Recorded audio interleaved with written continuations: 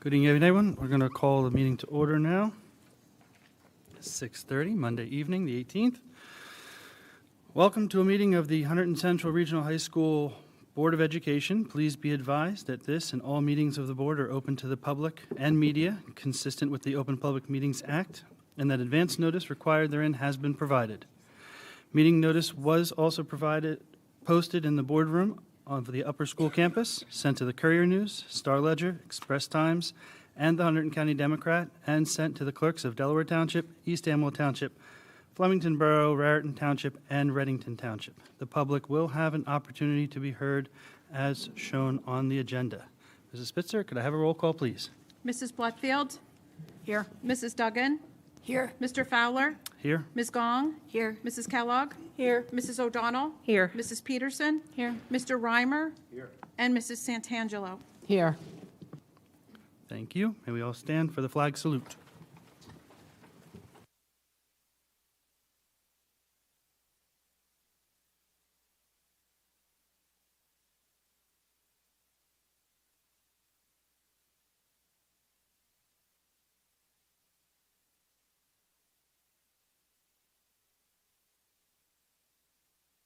Mrs. O'Donnell, would you mind to read the mission statement for us tonight? Hunterdon Central is an innovative educational community dedicated to the intellectual, social, and emotional safety and growth of all students. While fostering curiosity and promoting wellness, we aspire to create powerful learning experiences, establish strong partnerships, and serve as contributing members of society. Thank you very much. All right, minutes from our February 22nd meeting. Can I have a motion to move them, please? So moved. Second? Second. Any comments or conversations around them? Adjustments? Hearing none, roll call vote, please. Mrs. Peterson? Yes. Mrs. Kellogg? Yes. Mrs. Duggan? Yes. Mrs. Bletfield? Yes. Mrs. O'Donnell? Yes. Mr. Reimer? Yes. Ms. Gong? Yes. Mrs. Santangelo? Yes. And Mr. Fowler? Yes, All yes, motion carries. thank you. I do not have any correspondence received in the last month, so with that, I will turn it over to you, Dr. Moore. Thank you, Mr. Fowler. Before we get into our business, and we have a couple presentations tonight, just a couple of thoughts. Back on the 9th, our unified basketball team won the Group A state championship at the RAC. Fantastic. Thank you. The RAC, I understand, is a challenging place to play. What is it? It's the Jersey Mike's Arena. Is that what it's actually called now? Okay. But 39-38 over Ewing Township. Amazing. And it was back and forth the whole game until, I guess, just inside of the last 20 seconds. And Nate had a layup that just pulled us to the front.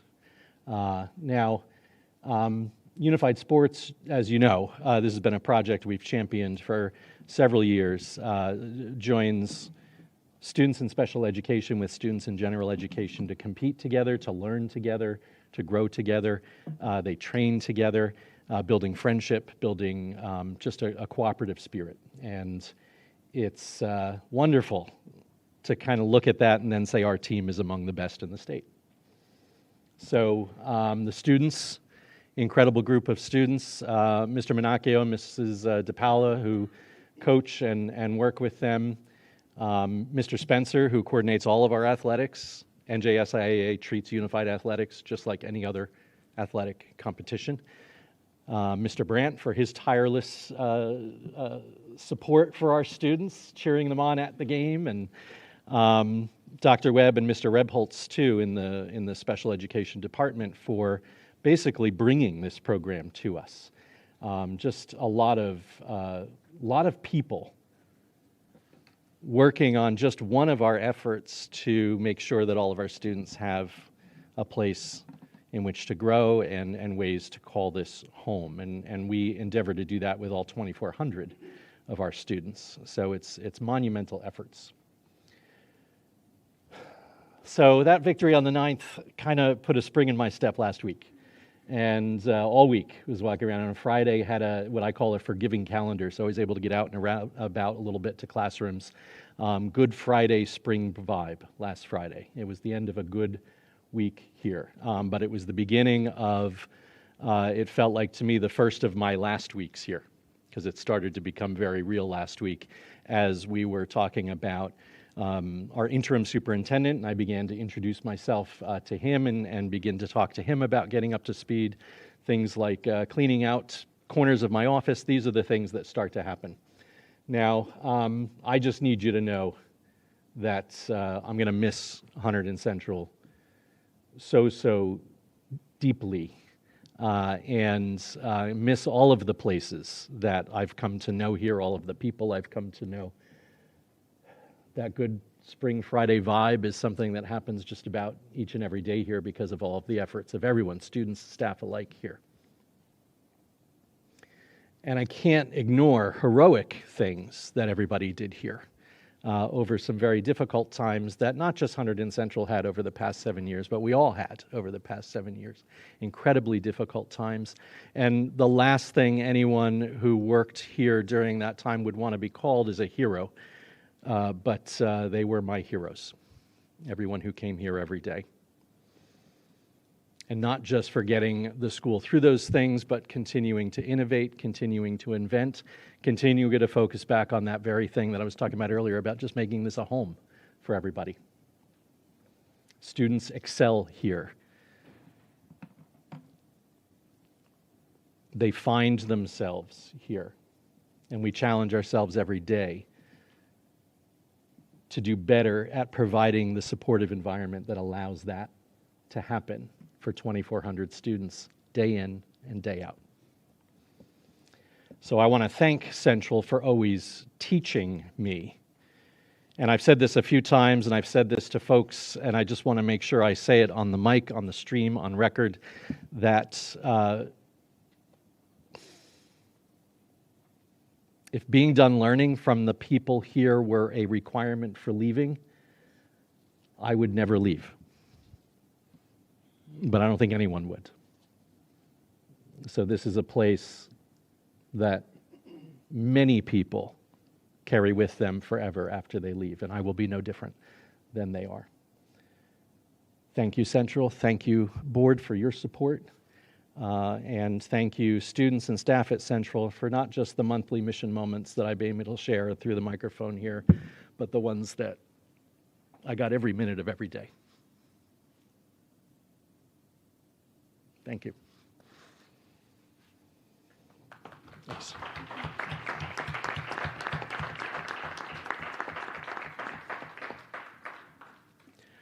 So I'm going to introduce Dr. Monica Brown of HYA to come on up and talk about the superintendent search for the next era of Central's leadership. Hear me? Can you hear me? Yep. Better? Okay. Well, Dr. Moore, it sounds like you had a wonderful run here at Hunterdon Central. I, too, am a retired superintendent. I retired after almost a decade in the same place in 2017, so I share your, I can feel it from everything that you said, that this is a wonderful place to be, and I wish you the best in whatever comes next. What I'm here to talk to the board and the public about is what are the next steps for Hunterdon Central, because getting a wonderful superintendent is a very important part of the role of the Board of Education. So I know that you all have this presentation, so I'll scroll through it for the public too. You all realize this is an awesome responsibility to find the right person to lead the district into that next era and to take what's going well and make it even better. So it's important throughout this process for you all to understand what your stakeholders want in a new superintendent and to find the leader who is the best match. This is the team we are recommending help you to do that. We've worked together on several searches in New Jersey and beyond, as far north as New Hampshire, as far south as Florida. This team, Bill and Stacy Adams, they are a dynamic duo. They are married. And Bill was a longtime superintendent in South Jersey. I represent the other part of the state, was a longtime superintendent in Bergen County. And Stacy, we are all, we've worked together over several searches, and we hope to bring you all a wonderful group of candidates in the near future. So why HYA? We are 35 years of educational executive searches in our past. We have over 1,600 searches, over 100 associates nationwide, where we all network to help find the right person. So you have a local team who's very familiar with New Jersey, but also we have the outreach to reach really nationally for potential candidates. We do a comprehensive community engagement, which I'll talk about in just a minute, and we use research and analytics as we move forward. So we do have 4 stages or 4 phases of our search process. The first phase is to engage your stakeholders and you. I'll go through each of these in a little bit more detail, but then recruit, select, and then transition. We as a team will be available, if selected, to you all 24/7 for any questions. And then we have a corporate headquarters out in Illinois, where we do have project management staff there if there are any questions or problems throughout the search. So during your engagement phase, our goal is to get to know you all as board members and your community and your stakeholders, to put together a leadership profile and a list of desired characteristics. So how do we put those two pieces of information together? We have a planning meeting with the board. We interview each board member separately. We ask all of you the same questions that we ask the focus groups, but we're trying to collect qualitative data. It's a modified SWOT analysis so that we can put together a leadership profile for you. We'll do individual interviews with other either cabinet members or other officials that you'd like us to talk to. We'll do up to 15 focus groups. I'm sorry, more than that. That's for our strategic planning. We do up to 2 full days of focus groups, community forums if you'd like us to do that, and then, of course, our stakeholder survey. And after we get all of that information together, you see the arrow here, we produce 2 pieces of literature that we ask you to approve. The first is a leadership profile, and the second is a list of desired characteristics. And once we've presented this to you and your community, based on the input that we've received through the engagement phase, then we use, once those are approved, we use those as really the guiding documents for the search. We use them to recruit candidates, to vet candidates, to eventually recommend a slate of candidates to you, and then we bring these documents back to you, especially the list of desired characteristics, and ask you to use those desired characteristics as a guide when you're choosing the next superintendent. So then moving on to our recruit phase, again, this is something that we believe sets HYA apart. We have a national reach, but very much local knowledge. We utilize our associates across the nation. We publicize your list of desired characteristics and leadership profile as far and wide as you would like. We decide that at the planning meeting, how far and wide you'd like that disseminated.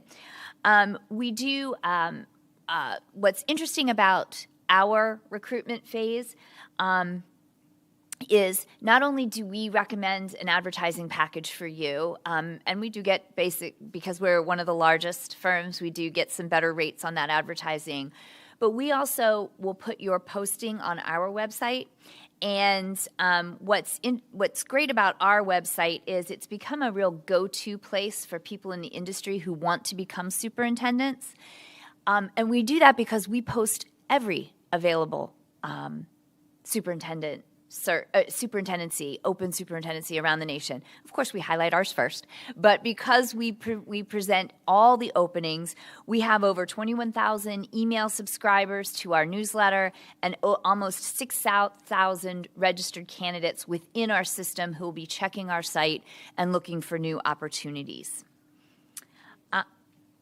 So to select the candidates, what we will do is during our planning meeting, you'll tell us how many candidates you'd like us to slate. So after we recruit and vet and check references and Google search, what Bill, Stacy, and I will do, we'll come together with a slate of candidates, usually between 8 to 12 candidates, and then we will take you through a scientific process to narrow that set of candidates down so that you can decide who you want to interview.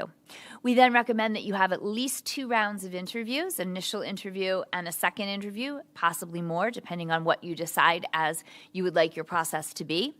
And again, we will help you throughout the process to look at the information objectively, whether it's on paper or through the interview process, to indicate your preferences, and then through our techniques, we then are able to gather your initial thoughts, present it to you as a board, what you're thinking as a group, and then start the conversation from there. And we do find that this process does bring boards together, even those who may not see eye to eye on many things. When looking at candidates objectively using the list of desired characteristics, we do find that our process can bring people together because really the goal is for everyone to support your next superintendent.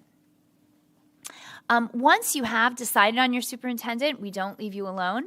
And by the way, we will be with you for the interview process. We'll come on site and we will help facilitate the logistics of the interviews. We will be there the entire time with you, making sure that the process goes smoothly. And then, again, we won't leave you once you've decided on a candidate. We are very familiar with the process in New Jersey. We will help to make sure that your executive county superintendent has a contract that will be approved, and we'll walk with you through that process. We also recommend that we are invited to a transition meeting where you appoint the new superintendent, and then all those notes we took as part of the community engagement process, we recommend that we pass that along to the new superintendent so they can have a great sense of what your constituents are feeling and what they really want to see in a new superintendent. So we'll be there with you through the transition phase. So I put some contact information up here. I know that you have it in your sheet, but are there any questions that I can answer? Can you just take the rest of the board through the general timelines?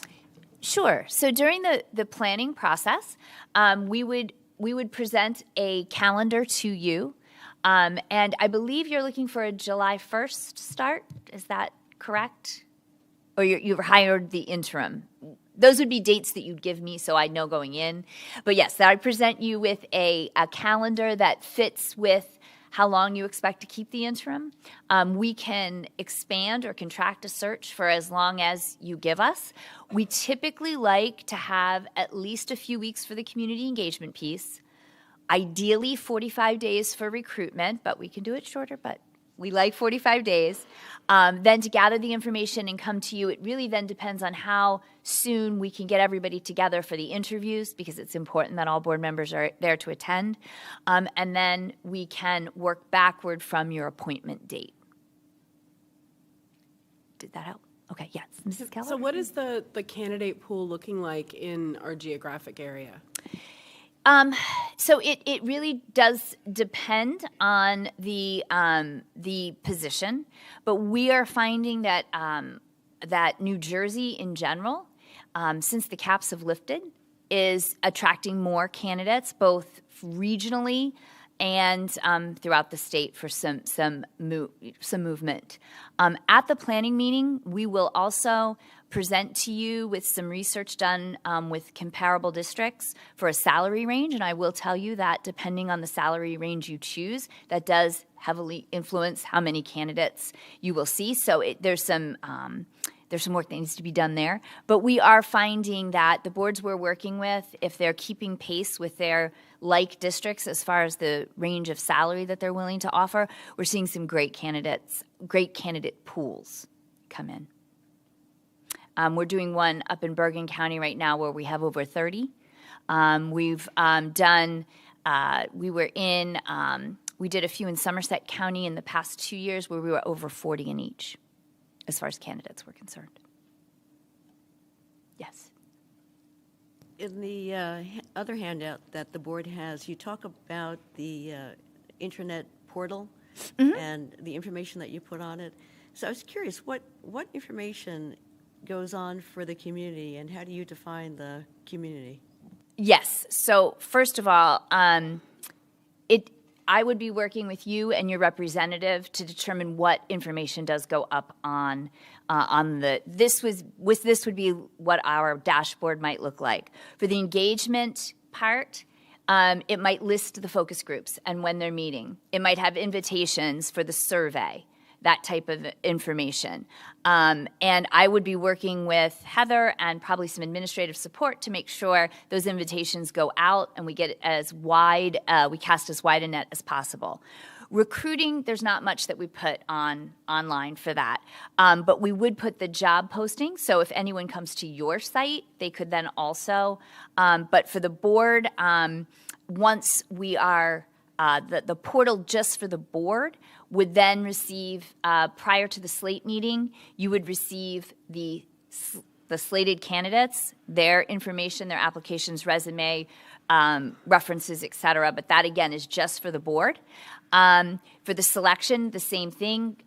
Just for the board would be the schedule for the interviews, all the information that's needed so that you all can have a good idea of who's coming to see you. And then in the transition phase, it would be any information that you need for when the transition meeting is, if you are deciding to allow the selected person to have the information from the focus groups. But again, that does depend on you. But as far as the board portal is concerned, that's where we put all the information about every step of the process that needs to be known by the board. And then we would work with your administrative staff to put the posting, the advertisements, and any invitations to the general public. Great, thank you. You're welcome. Any other questions? One final question. No, take your time. As a board has to be fiscally responsible, so if we actually found the candidate and said, here, HYA, please do your vetting process, do we get a discount? I wish I could say yes, but no. No, it is a process. What we would then do is then compare that candidate to a larger candidate pool and make sure you found exactly what you're looking for. So the process would still be the same on our end. Good try, though. I like that. Hey, I understand. Any other questions? I do hope that we get a chance to work with you. Bill, Stacy, and I are very excited to begin the recruiting process and to work with you to find the best possible superintendent for the future of Hunterdon Central. So thank you. All right, thank you, Dr. Byrne. So next for us is our budget presentation, and I'm going to ask for Heather Spitzer to join me up at the podium. She's going to do most of it. So is that computer for us up there? Yes, sir. Okay, so you're all set.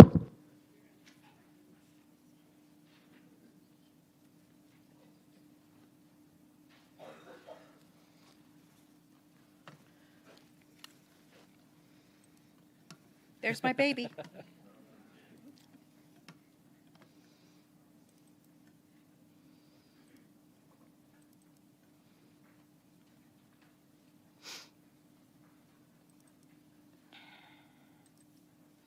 lot of folders. Yeah, I do. Now, how do you make it into a slideshow? And then this one from beginning. No, please, please. Not at all, because I can't see it either. That's good. You're good. There you are, sir. Thank you. So they have printouts as well, so I think they're in good shape. Okay. So tonight is Mr. Spitzer and I will share our tentative budget. So with your approval, this budget gets submitted to the state, goes through that process, then it comes back to you for final approval. So this is just one of the steps in the process. and it'll be mostly Ms. Spitzer talking about it, as I mentioned earlier. But whatever you want to say about spending, whatever you want to say about the cost of public schools, whatever you want to say about anything, there's something very important to remember about our budgets here at Central. This is the second proposed budget. Last year was the first. This is the second budget in a row in which we are proposing to land below the state's 2% cap on property tax increase. Below. That's sort of unheard of. It's unheard of to the degree that I joke that when I go to superintendent's meetings, people are going to sort of take it out on me because not many districts can achieve that. That's our goal. So shrewd management. We are leaving some of that money that the state lets us take from the taxpayers on the table. We're letting that stay in our taxpayers' pockets. The second thing to remember is that this is our third budget in a row in which proportions of our taxpayers are seeing declining tax rates. For many of our residents, the question of, why are my property taxes going up is not going to be best answered by us here at the high school where we've kept level or declining tax rates. It's going to be best answered by their municipality or their K-8 school district. So we're very proud of the fact that we've been able now 3 years in a row to offer budgets in which tax rates for many of our residents go down. Now that happens as a result of the whole formula, which Mrs. Spitzer will go into a little bit tonight, but we don't have control over all of that either, but we're still focused and managed to deliver a budget that tries to shrink the burden. So we present this budget for next year with no hesitation and with all the confidence that even with the adjustments to stay shrewd, to stay frugal, to stay tightly controlled, that we're going to continue the tradition of excellence to offer the best education, the best opportunities to participate that we can. And I'm deeply proud of the work that we've done, not just in this budget, not just what Mrs. Spitzer and her business office folks and all of our supervisors and everybody, directors, principal, who have contributed to this, but over 7 years and many decades before I even arrived, the history and legacy of strong budgeting that has put us in such a good position. Now, let's be clear. Again, responsible stewardship at the same time that we excel, at the same time that we grow in our programs, at the same time that we continue to offer ever-broadening comprehensive opportunities for our students.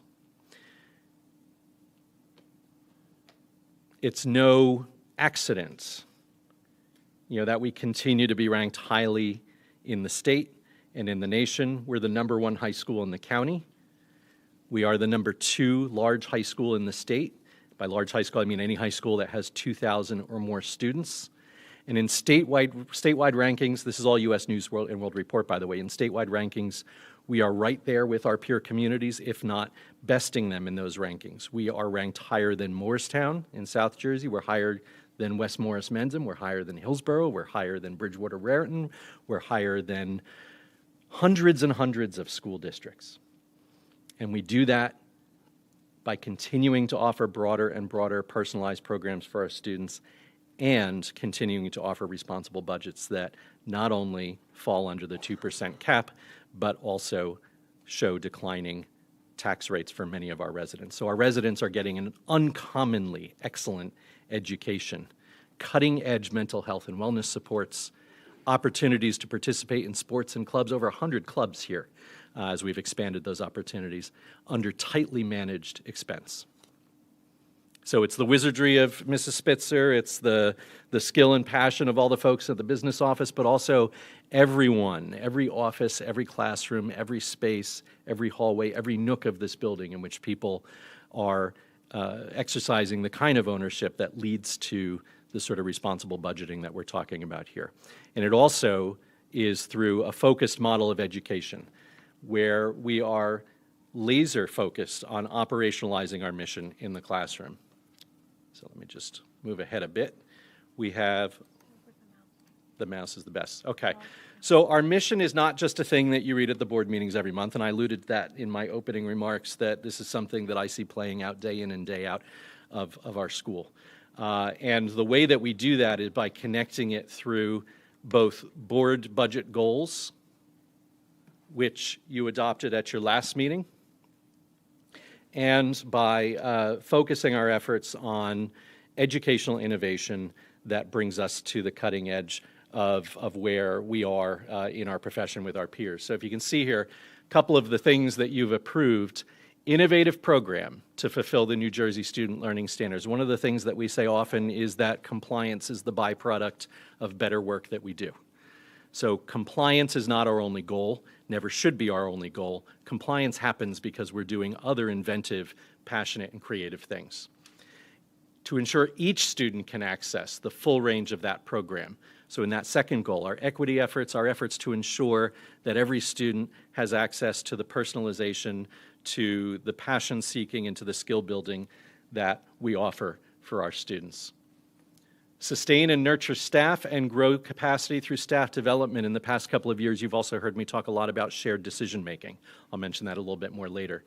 And then facilities. We have incredible facilities here.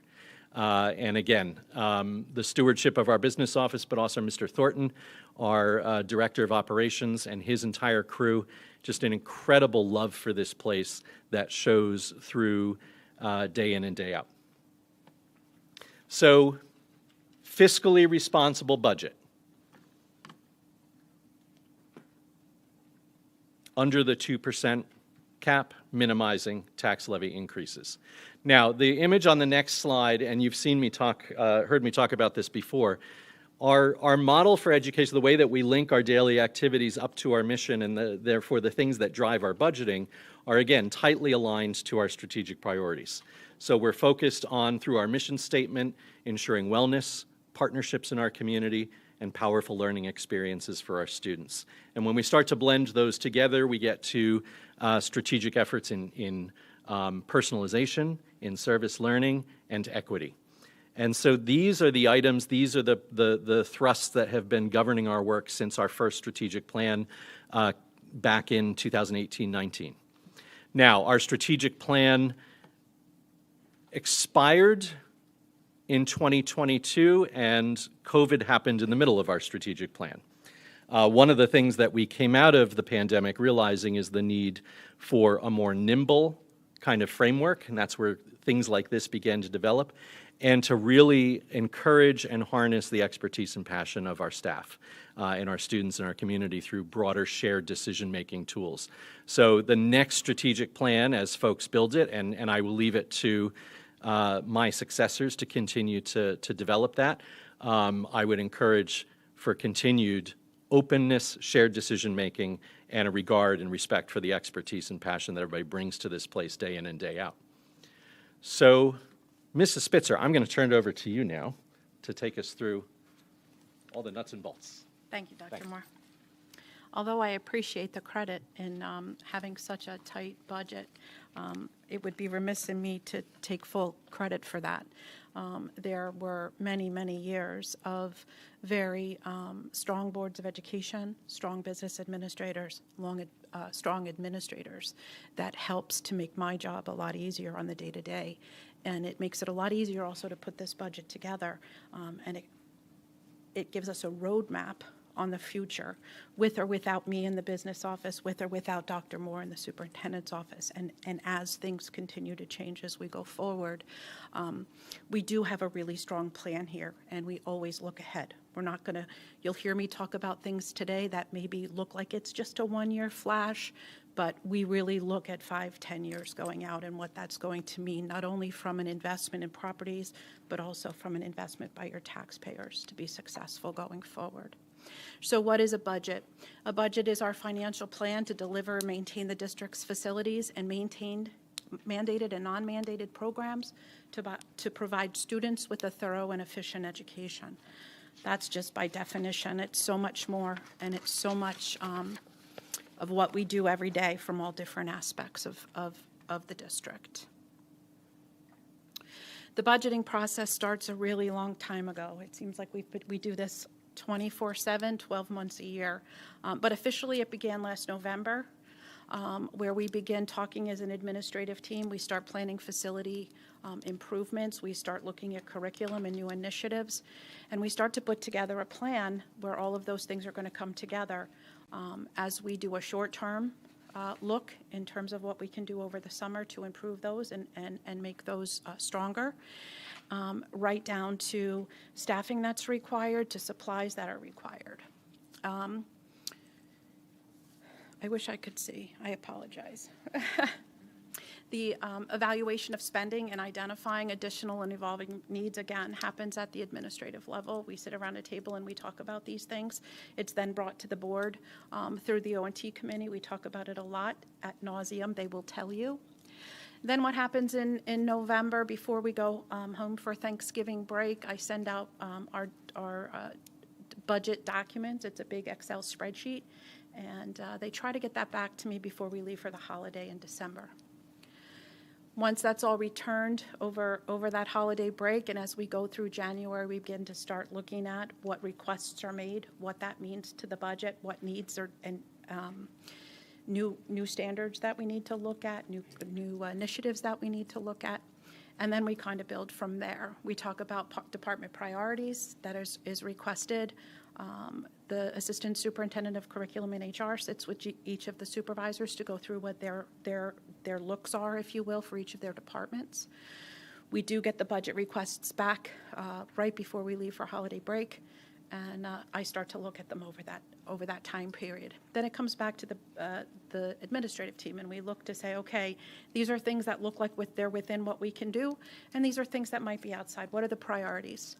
So we establish priorities. We have a lot of discussions at each of the committee levels. A lot of it happens in operations because that's where we talk about transportation, we talk about buildings and grounds, and we talk about finance. So it does kind of all come to fruition in one team. There is a lot of conversation as well through personnel because, of course, as we go through this, that's one of the biggest expenditures in our budget.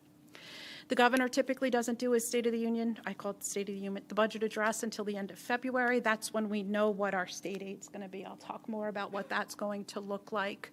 And I'm sure you've read the paper and you've seen all of the impact. We've been very lucky here, and we'll talk about what that looks like as well.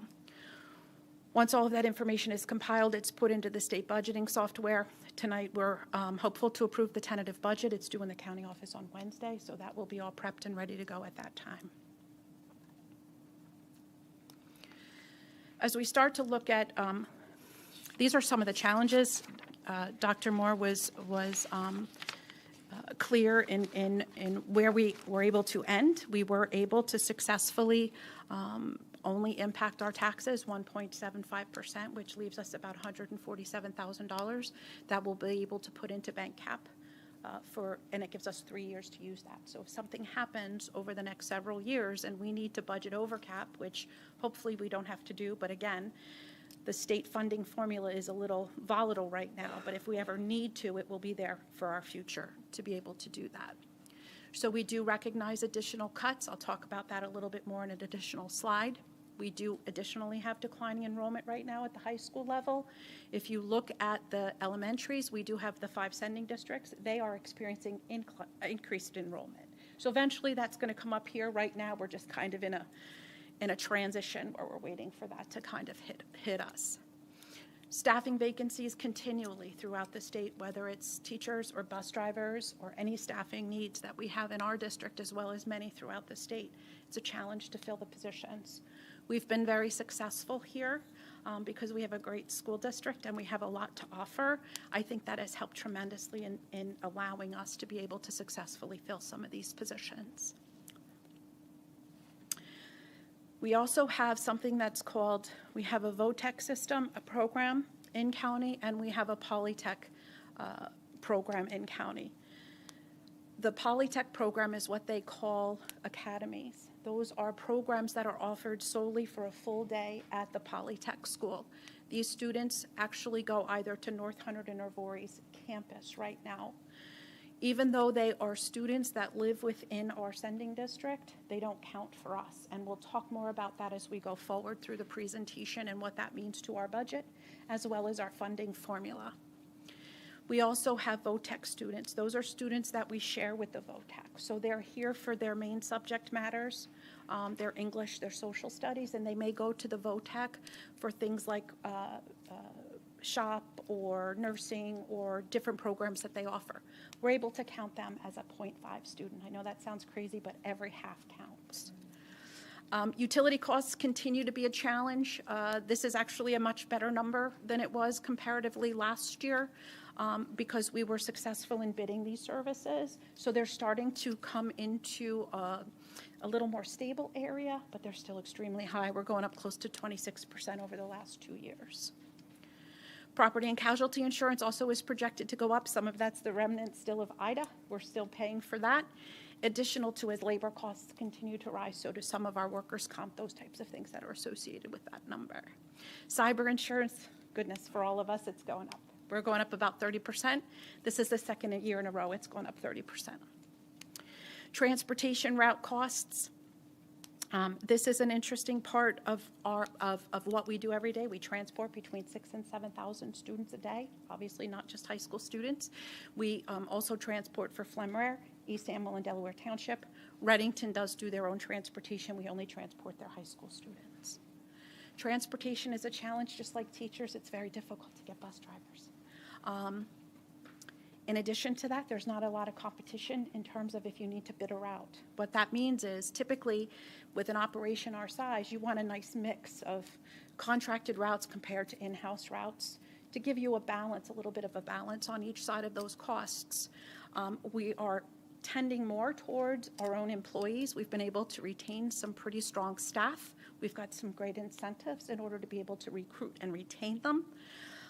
And the reason we're doing that more now, it seems to have been a cycle, is our contracted routes are going up substantially, 40, 50%, because there's no competition.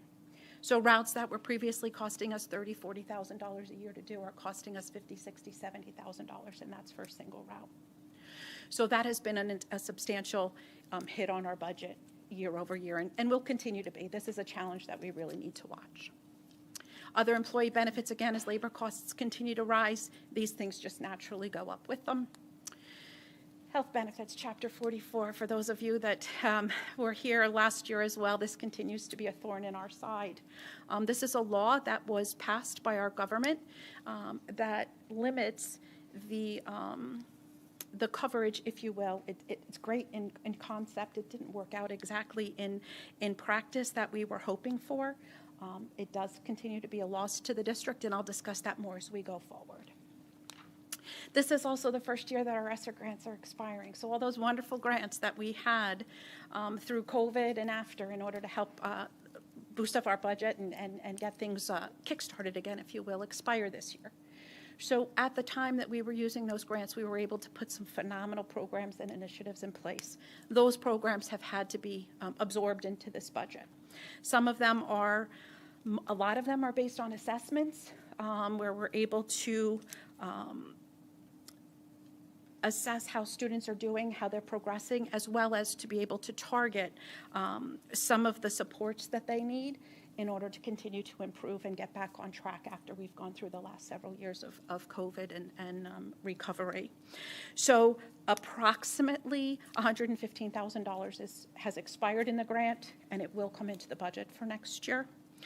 They include such things as an IXL subscription. Again, it's an assessment tool. Linkit, which is another assessment tool, and PSATs is a big one. We offer that to all of our students here, and it gives our staff an ability to be able to map where they are and how they're progressing. And then the other big ticket item, if you will, that includes is we continue to manage Google Workspace, and what that does is it allows the teachers to still have a virtual learning space in each of their classrooms. So again, those are things that are expiring through the ESSER grant that are incorporated in the budget that I'm presenting to you tonight. This is the big one, and we've all heard about it. We're lucky. We went down $31,227 year over year. I think a little tiny district in Warren County went down $575,000 on a K-6 district. We're really lucky here.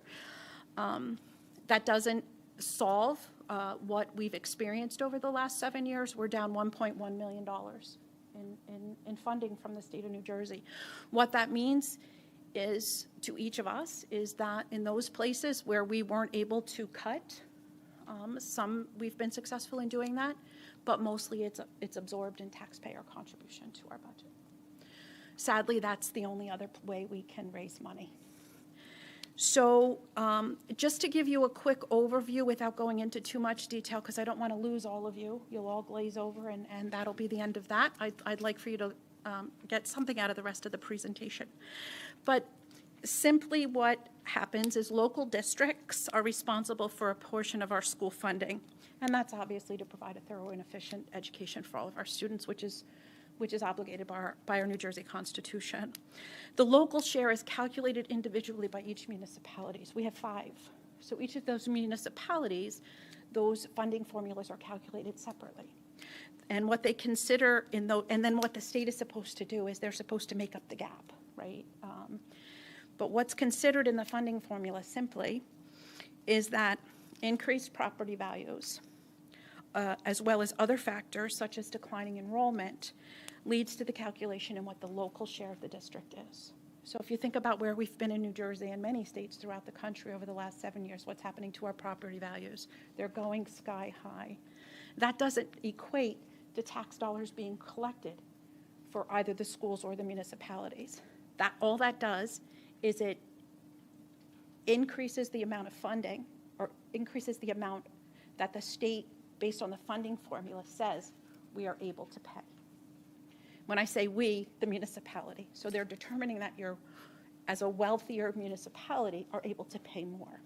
In addition to that, we're experiencing declining enrollment. With declining enrollment, it has a double whammy.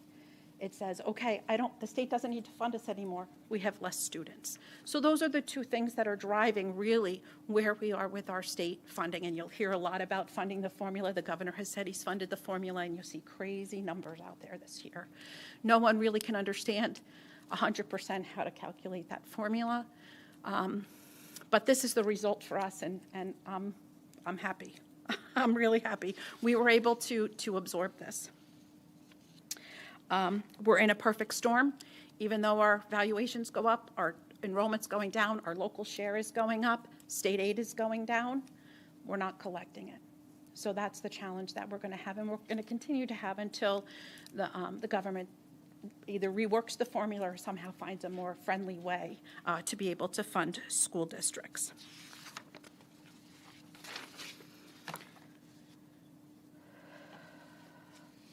And ASSA enrollment. What this is a flash of where our student enrollment has gone over the last several years. This slide's important because you can see we continue to decline in enrollment, but we don't necessarily continue to decline in staffing, and there's lots of reasons for that. The biggest being what's unique about a high school district is it's not like a first grade classroom. You lose 15 students, you lose an entire classroom. That includes teachers, supplies, etc. We have a very robust course catalog here. Students really dictate what their programming is going to be, and that doesn't always equate to eliminating staff. But what we have been successful in doing is evaluating staffing as staff members retire or resign and leave the district. So through natural attrition, we've been successful in recovering some expenditures and creative scheduling to be able to absorb some of the additional costs, even though we do have declining enrollment.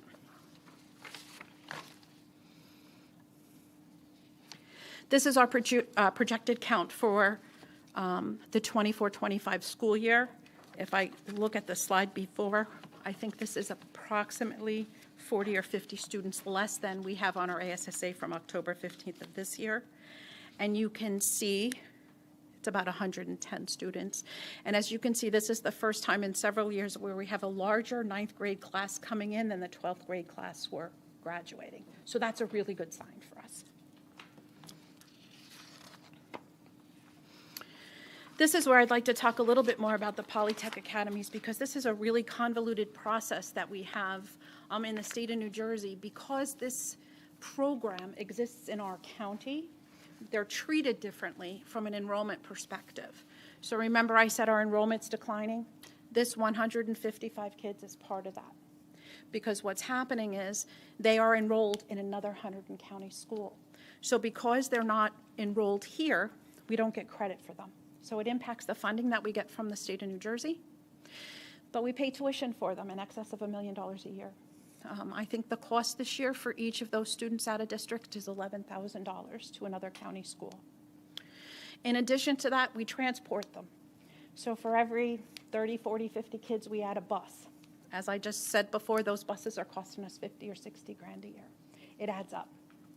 Since the inception of this program in 1819, it has increased 454% over 7 years. We don't see it changing anytime soon. So this is a big challenge for us here, and will continue to be, because this is a robust program that's offered in our county. If these students went to Somerset County, we'd have to transport them, we'd have to pay tuition, but at least I'd get to count them.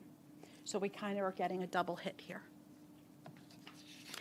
The goals of some of the things that we've done and continue to do in our own district is to build programs that mirror these, so these kids are encouraged to stay here. So we'll continue to have that as one of our priorities as we continue to grow and go forward. Chapter 44, this is very interesting.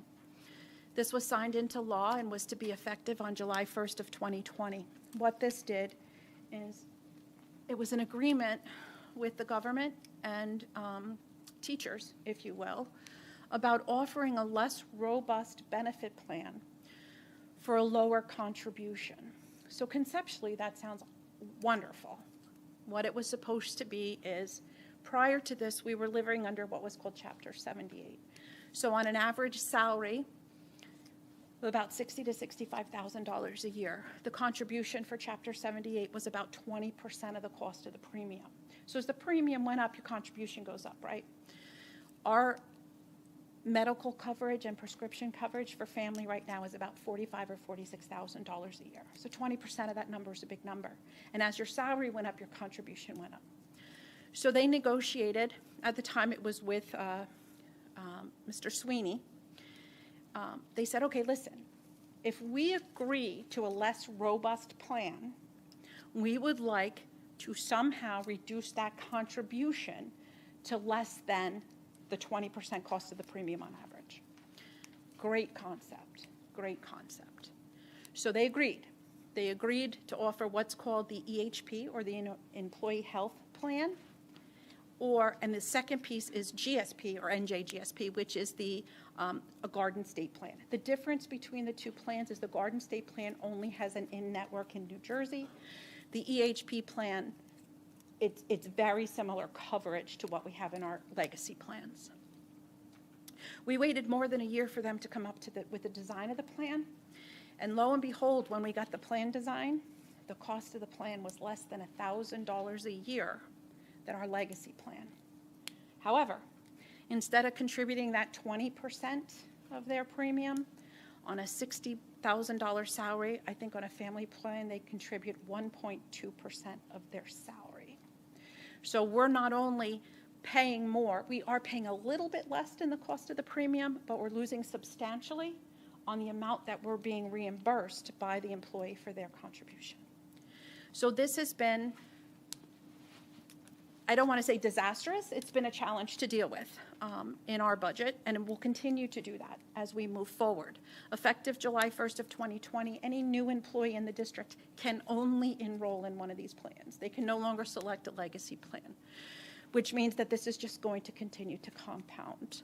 Over the last couple of years, we've lost in total about $240,000. That needs to be made up in the budget side. So these are one of the challenges that we continue to live with from our benefit perspective. This law is in effect for 7 years. It cannot be negotiated again until July 1st of 2028.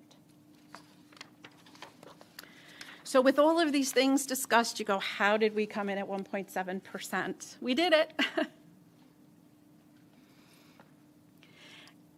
And the first one is confusing after what I just told you. But what we did at the same time we went to Chapter 44 is we, through lots of negotiations with our broker, We negotiated to go from an Aetna private plan to something called a SHIF, which is a state health insurance fund.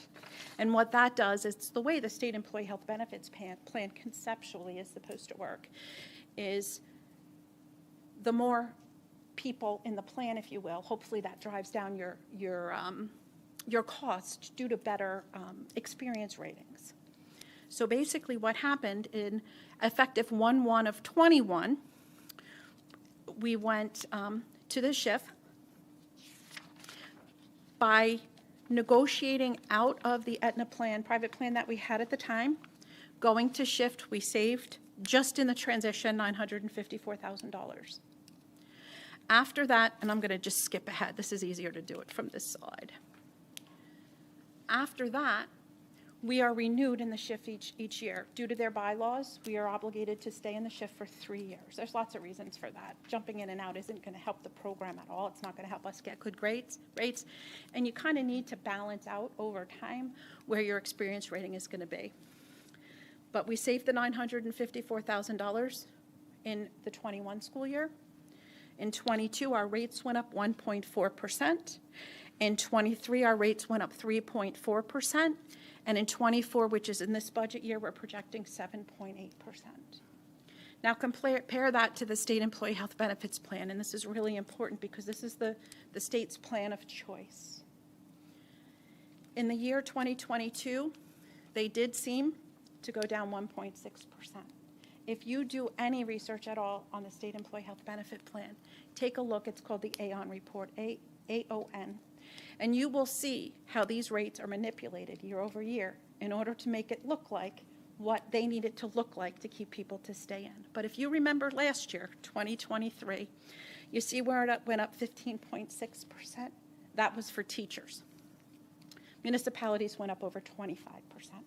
And if you remember last year, all the news articles and people were jumping out, that's why. It's not sustainable. They're projecting effective January 1 of this year, they went up 11%. So where we have been successful in controlling our costs, even though our contributions aren't as high as they used to be, right? We're able to control it on the cost side. So that helps to offset some of that $240,000 we lost on the contributions. So cumulatively over 3 years, we've gone up 12.6%. State health benefits plan has gone up 25%. This is really important to always keep in the back of your mind and think of this when you're reading those articles about the state health benefits plan. But that's the plan of choice for the state of New Jersey, and that's where they want us to be because they're losing money. So this is a success and a failure, if you will. The Chapter 44 cost us money. We were able to save it on the premium because we have really, really good, we do really good market analysis, and we plan ahead. Another thing that helped us to come in under cap this year is that, and I think I discussed this a little bit last year. Last year we had a difficult time with the number of students that we still had in district that were out of district placements from a special ed perspective. That's kind of cycled out in this budget. So we have a smaller number of incoming ninth graders, if you will, that are in out of district placements compared to students that are graduating or aging out of the program. So that is, again, it just happened to be the cycle that we were in that helped us to budget below cap again.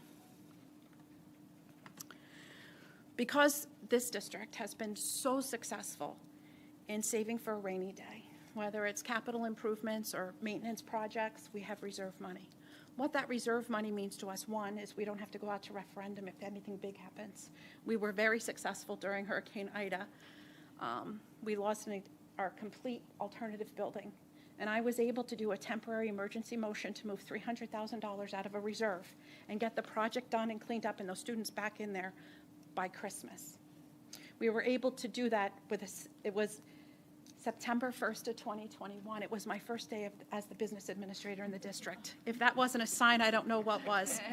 But we were able to do that where other people needed to either float a bond or we were able to do that here because we have the funds. But what that means also is with interest rates at 5%, we're really funding our budget with our own money. So that's another huge amount. And I had the county office say to me, how are you doing that? I said, have you looked at my cash balances? So that's not difficult to do when we have a plan for our future. Also, too, we do this all the time here. I like to use the word zero-based budget. We're somewhere in between here. We really look at our departmental budgets. We want to make sure that the spending is reasonable based on what we're doing in the classroom. And we're very successful at that. And again, the last one, as we talked about briefly in other slides, is due to declining enrollment, some of our staffing has also kind of fallen in behind, and that's starting to come to fruition with the last two budgets that we've had.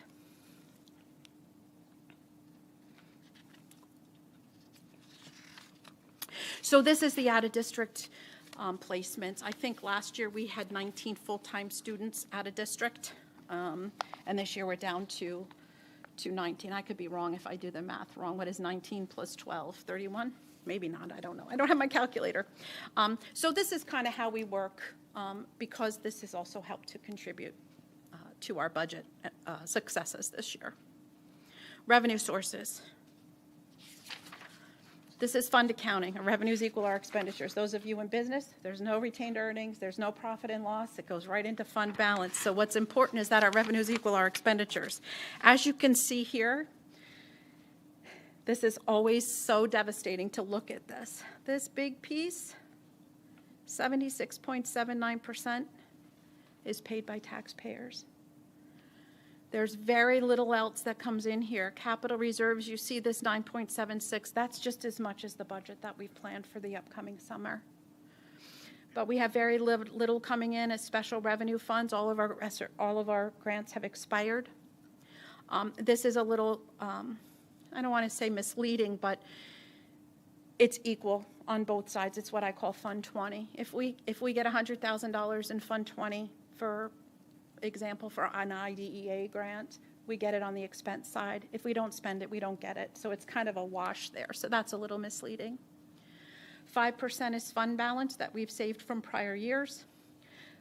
This little tiny piece here, this green guy, thank you, State of New Jersey. That's what we're getting from the State of New Jersey, 5.87% of our entire budget. And then 1.64 is coming from local sources. That's my interest income. That's my tuition that I'm receiving for students that are out of district, that are coming in district. And this is just the number graphic. You can see our budgeted fund balance year over year is down $400,000. This is the money that's left over after we do the audit. Local tax levy is increasing 103.1. That's 1.75% of the tax levy. We're allowed to budget that to 2%. $147,000 is going into banked cap for the future. This $312,000, a majority of that is interest income year over year. This is the $31,000 you saw on the other slide in terms of what we were losing in state aid this year.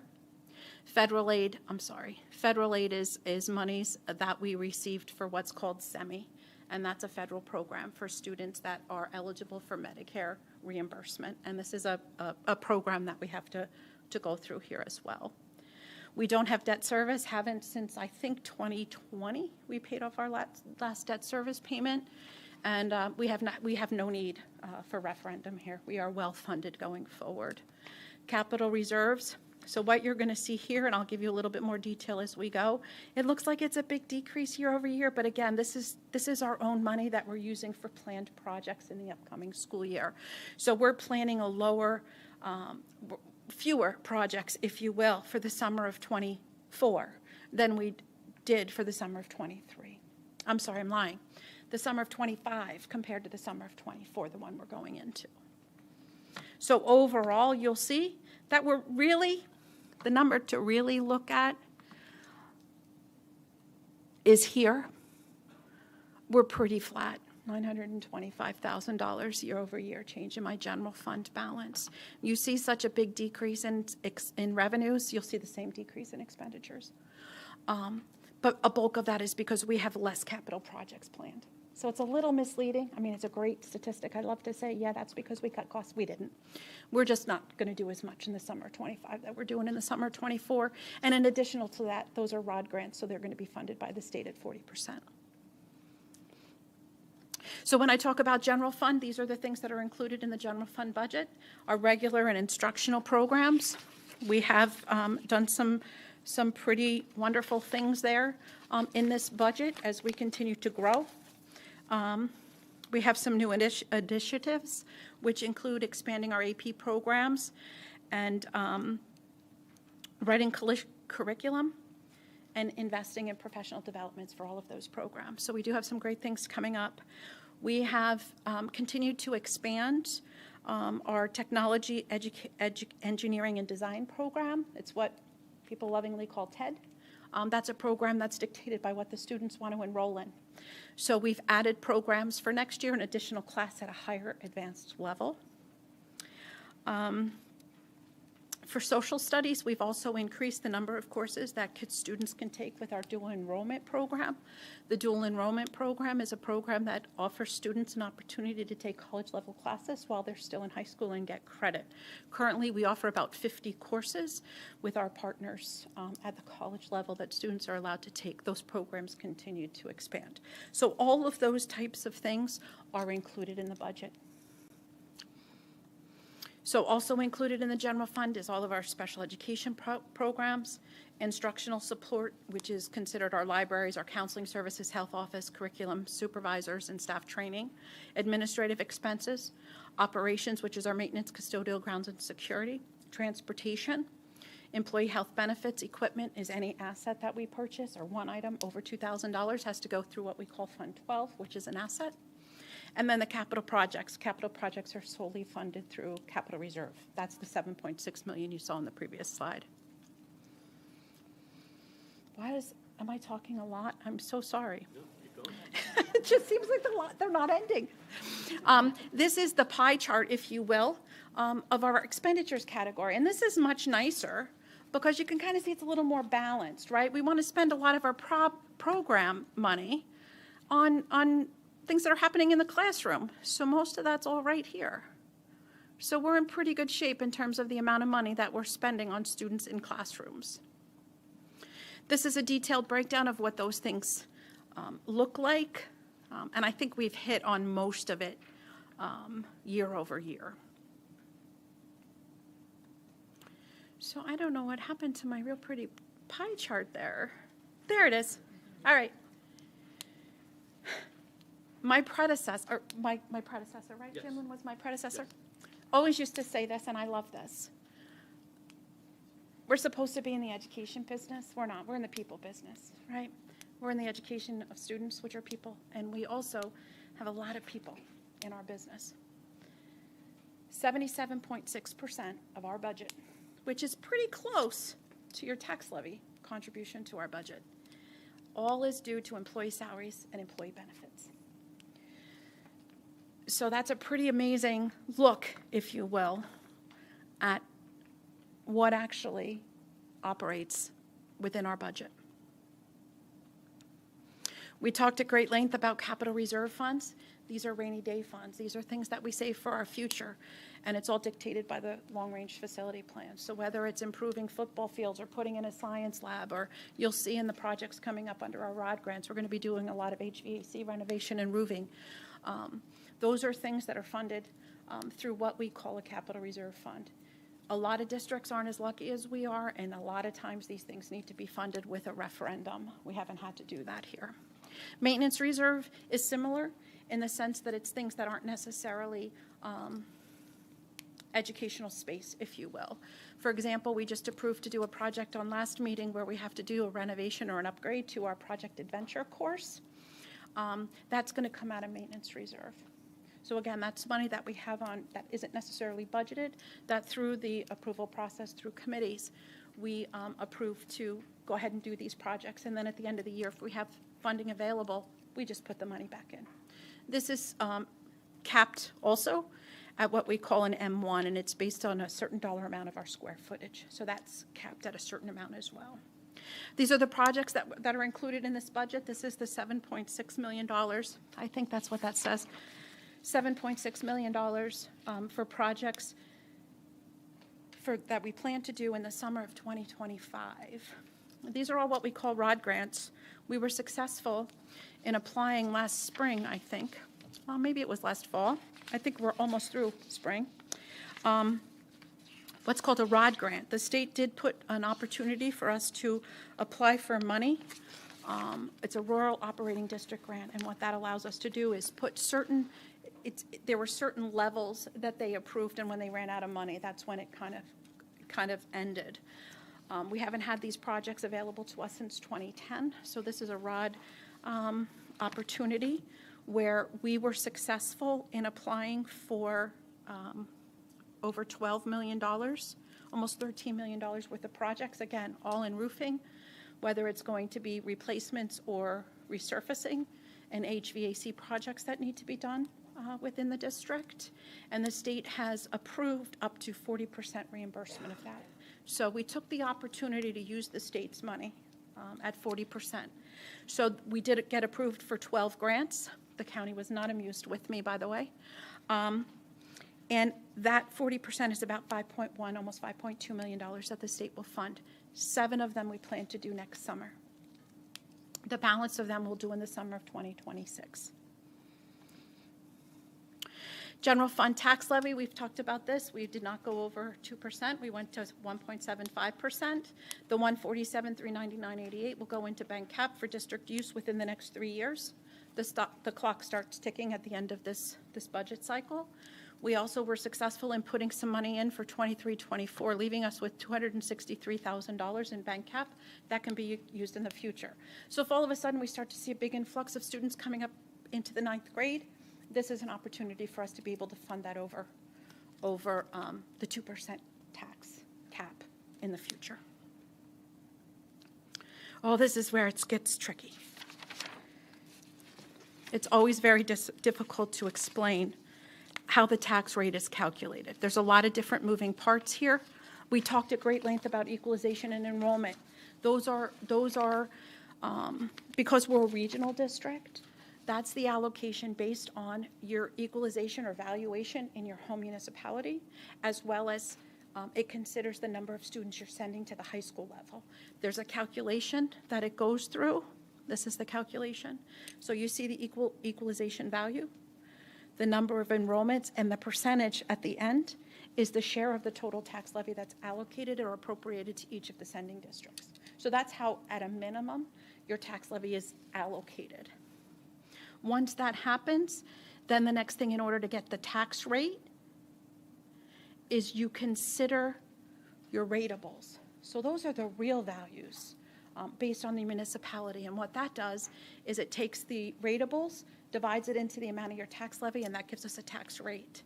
So this is a really cool side. I mean, it's good news and bad news. It changes dramatically based on the number of students and your equalization values, as we talked about.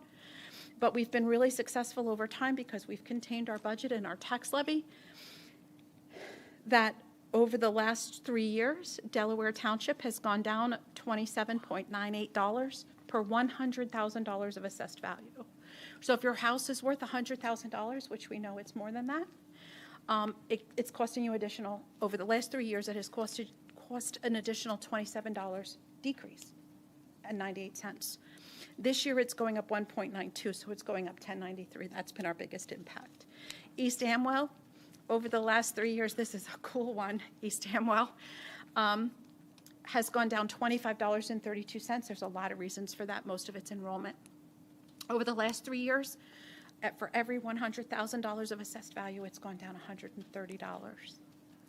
Flemington is down $35.41 this year, $77.23 over the last 3. Raritan is up $28 this year. They're sending more students. Over the last 3 years, they've only been up $17.73. And Reddington is down $11.64, up $8.41 over the last 3 years. This is a combination. I wish I could give you more specifics in terms of the exact whys. It's a real convoluted calculation. But overall, the biggest success is we're able to control our taxes that we're asking to raise. And in essence, this is really what's controlling these costs. What's next? Hopefully tonight we'll approve the tentative budget. It'll be submitted to the Executive County Superintendent on Wednesday.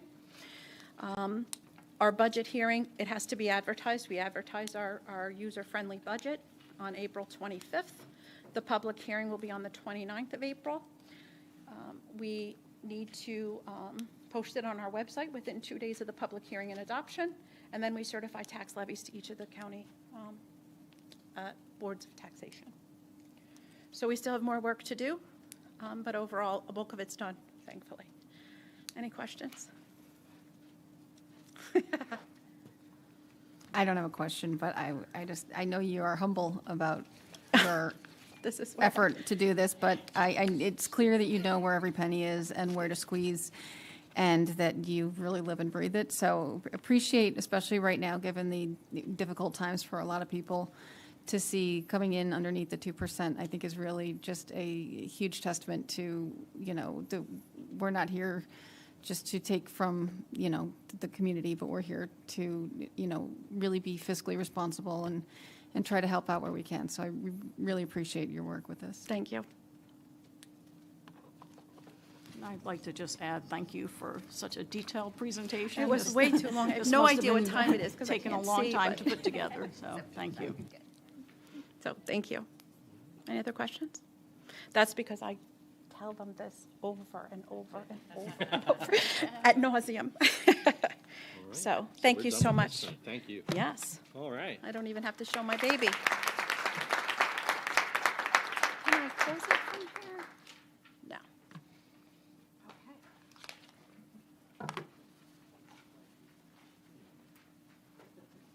All right.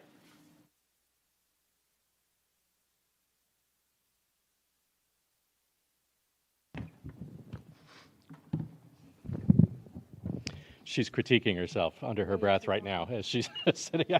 So, and again, just focusing on stewardship, tight control over our budget, making sure that we offer the best possible program in the most responsible way that we can for our community. And I think just it's unheard of not only to come in under the 2%, but to see such level and declining tax rates over 3 years. And we have to present those as 3 years because they do go up and down each year. But in the long look of things, the ask is getting lower, which is wonderful to see, and still being able to produce the program, offer the program that we have. The last thing in my report today is just the HIB and suspension report. We have a bunch of incidents, and recall I presented those last month. And there's a break in the numbers there because 2 of the incidents that are reported occurred outside of the district. They occurred with other school districts, so we don't have to take action on them. They have their home elsewhere. And then as far as organizational items, that's the only thing that I have for you to vote on tonight. So with that, and with thanks for all of your patience, turn it back over to you, Mr. Fowler. Thank you so much. Would anybody like to go through the budget presentation one more time? Because that was really invigorating. It was a great job. Thank you. No, I do, yeah. All right, so public comment. If anybody would like to say anything about tonight's agenda or topics on tonight's agenda, now is the time. Please feel free to come up to the podium. Seeing none, we will roll into the rest of our agenda. Organizational items, back to you, Dr. Moore. All right, so we have a multitude of HIBs that I presented in closed session last time.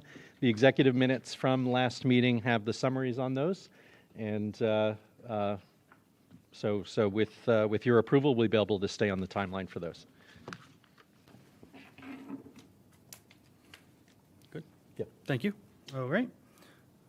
Mr. Reimer, Student Life and Program. Good evening.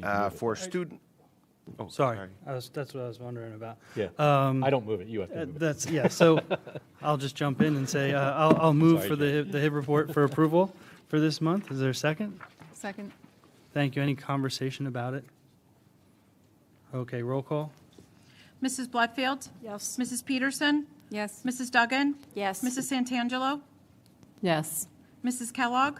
Yes. Mrs. O'Donnell? Yes. Mr. Reimer? yes. Ms. Gong? Yes. And Mr. Fowler? Yes. All yes, motion carries. All right. Sorry about that, everybody. Formalities. Mr. Reimer, back to you. All right. Well, student life and programming have 5 items to move this evening. The first is for tuition and transportation for special ed. The first one is Midland School to the tune of $12,579. And the second is for North Hunterdon Voorhees Regional High School $70,396. The second item is the approval of a research project by the College of New Jersey where a professor would come in and observe a classroom for one day. Number 3 is a new club, HOSA, for the future healthcare professionals, a club dedicated to exploring the opportunities within the healthcare realm. Number 4 is an overnight field trip for the Youth and Government Club down in East Brunswick. And the 5th is an overnight field trip amendment for the Marching Red Devils Indoor Color Guard in Wildwood, New Jersey in May. I'd like to move that we move those 5 items. Thank you. Second? Second. Any conversation? Roll call vote, please. Mr. Reimer? Yes. Mrs. O'Donnell? Yes. Mrs. Santangelo? Yes, with exception to number 2. Is that a no on 2? Yes. Mrs. Peterson? Yes. Mrs. Duggan? Yes. Mrs. Bloodfield? Yes. Mrs. Kellogg? Yes. Ms. Gong? Yes. And Mr. Fowler? Yes. All yes, motion carries. Thank you. Ms. Duggan, O&T. Okay, we've got 12 items tonight. The first is the financial reports that we see every month. Second is the invoices, and the third is transfers. Number 4 is this was included in the tentative budget that Ms. Spitzer shared tonight. It is in the amount of $200,000 to basically make that the maximum expenditure for the school year for, sorry, that's taking me a long time to get around that, travel expenditures. Number 5 is travel and related expense reimbursement. This is a pre-approval for any expense that's up to $150. So we're just kind of giving a rubber stamp on that, and then we'll see that after it comes in the future. Number 6 is a budget withdrawal for capital reserves for the capital projects that we just recently saw for those ROD grant projects for the summer of 2025. Number 7 is the tentative budget that we just saw tonight. You can see all the details. Number 8 is for emergent and capital maintenance needs. So the funding provided by New Jersey School Development Authority. Let's see, so this is for a grant of $67,478, and it really just allows us to have money for maintenance projects, especially for facilities costs, to address some of the COVID-19 concerns. I think that's like, we used a boiler, we had a boiler replaced and things like that with that type of funding.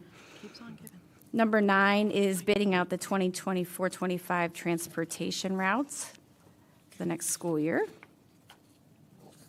Number 10 is the Chromebook purchases to prepare for the 2024-25 school year. Number 11 is a jointure with Burlington County Special Service School District. So that's to move one student. And then number 12 is the first reading for a policy called Choice of Vendor. And this is really, it's just talking about the bidding process for qualified purchasing agents. So with that, I'd like to move O&T items 1 through 12. Thank you. Second? Second. Any conversation, comments, questions? Seeing none, roll call, please. Mrs. Duggan? Yes. Ms. Gong? Yes. Mrs. Peterson? Yes. Mr. Reimer? Yes. Mrs. Bloodfield? Yes. Mrs. Kellogg? Yes. Mrs. O'Donnell? Yes. Mrs. Santangelo? Yes. And Mr. Fowler? Yes. All yes, motion carries. Thank you. Ms. Bloodfield, Personnel Committee, always coming in with the biggest number. Yeah. Well, we have a light agenda tonight. We only have 17 items. The highlight of tonight's agenda, we have items number 3 and 4, where we are appointing our interim superintendent, Dr. Charles Shadow. And actually, it's on the agenda twice because we have to do one contract to finish out this school year and then one contract for July 1st till June 30th, 2025. We hope to hire our permanent superintendent before then, but just in case, we have the contract. I don't know if everyone's seen the announcement. Hopefully you have, but Dr. Shadow brings a wealth of experience to our district. He's also very familiar with Hunterdon County. He spent 17 years as the superintendent at North Hunterdon Voorhees, and he was interim superintendent at South Hunterdon back in 2020. So we are looking forward to welcoming him to our district, and hopefully everyone will have a chance to meet him soon. Other agenda items, we have 2 retirements of 2 long-term employees. We have Judy Galini, who is a duty release aide with 25 and a half years of experience here, and Rowena Redlick, who is a special ed teacher with 20 years with the district. So I wish them all well in retirement. We also have 1 resignation. We have 2 appointments in item 5. We have an HR specialist and a replacement foreign language teacher. Then we have our hourly appointments, chaperones. We have a proctor, mentor, test coordinator, a couple of substitute teachers. In item number 10, we are approving instructional design assistant program development staff. This is a fairly new program where we have staff who work with peers, and they help with things like technology and other innovations. And what we are approving tonight is grant money to provide hours that they can work to make adjustments to the program, make some improvements.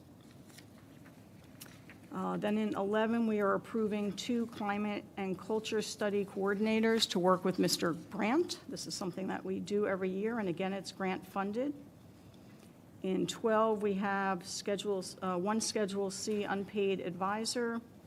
Schedule D, we have some coaches, including for girls flag football, which has become very popular. We have an unpaid volunteer for robotics in 14, some student teaching observers from TCNJ in 15, some professional development, including the Business Administrator Annual Conference, and we have 2 AP chemistry readers listed there. That's in 16. And then finally, we have some FMLAs in 17. So with that, I will move personnel items 1 through 17. Thank you. Second. Thank you. Questions, comments? Just real Yes. quick, Judy and Rowena, thank you for your service to the district. 45 and some and a half years combined there, right? We'll miss you as you go on to your next chapters, so thank you. The girls flag football head coach and assistant coach, I just wanted to mention those are noted here as being funded through ESSER grants for this spring. And as Mrs. Spitzer shared, ESSER dries up this year. On top of that, we can fund them through grants, but after that, if we were to fund any coaching positions through local money, they would have to be approved in the collective bargaining agreement with the staff. So if flag football proves to be successful and we want to look at it another year, there may need to be a conversation about how to incorporate that within the collective bargaining agreement so that it's covered under their Schedule D. Aside from that, I did want to mention also, I'd begun some conversations with Dr. Shadow. I know Dr. Shadow a little bit from his time at South, so I got to work with him in the county a little bit through our roundtable. Started conversations with him, and with your approval tonight, he'll come tomorrow for a meeting with me to begin talking about the transition and beginning to meet everybody. So over the next 2 weeks, we'll be spending some time with Dr. Shadow with your approval tonight. So thank you. Thank you. Anything else? Roll call. Mrs. Duggan? Yes. Ms. Gong? Yes. Mrs. Peterson? Yes. Mr. Reimer? Yes. Mrs. Bloodfield? Yes. Mrs. Kellogg? Yes. Mrs. O'Donnell? Yes. Mrs. Santangelo? Yes. And Mr. Fowler? Yes. All yes, motion carries. Thank you. Mrs. Peterson, Policy Committee. We intended originally to have 3 items for approval on this agenda. We were intending, in the interest of transparency, to bring to the board a vote to have a audit done by both NJSBA and Strauss Esme to get as much information as possible regarding all the different policies. Dr. Moore, I guess, didn't feel that that was necessary, so we are basically just announcing that that is, I believe, our intent to do that, just in the interest of the more information, the better.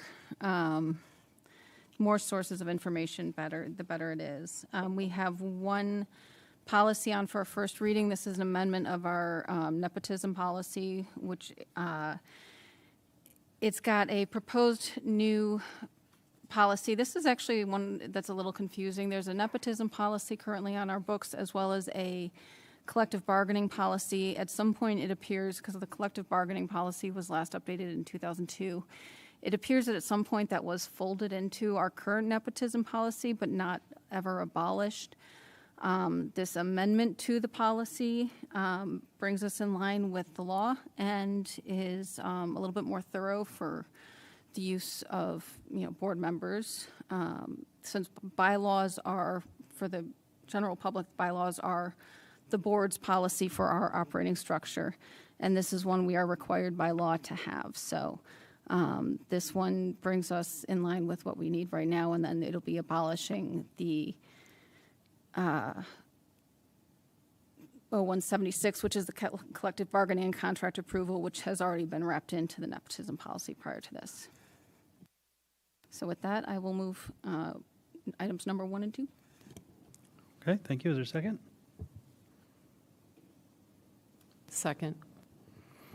All right, I'll add a little bit of color. So 2 comments, I guess. First, Dr. Moore and I did discuss the motion about the manual review.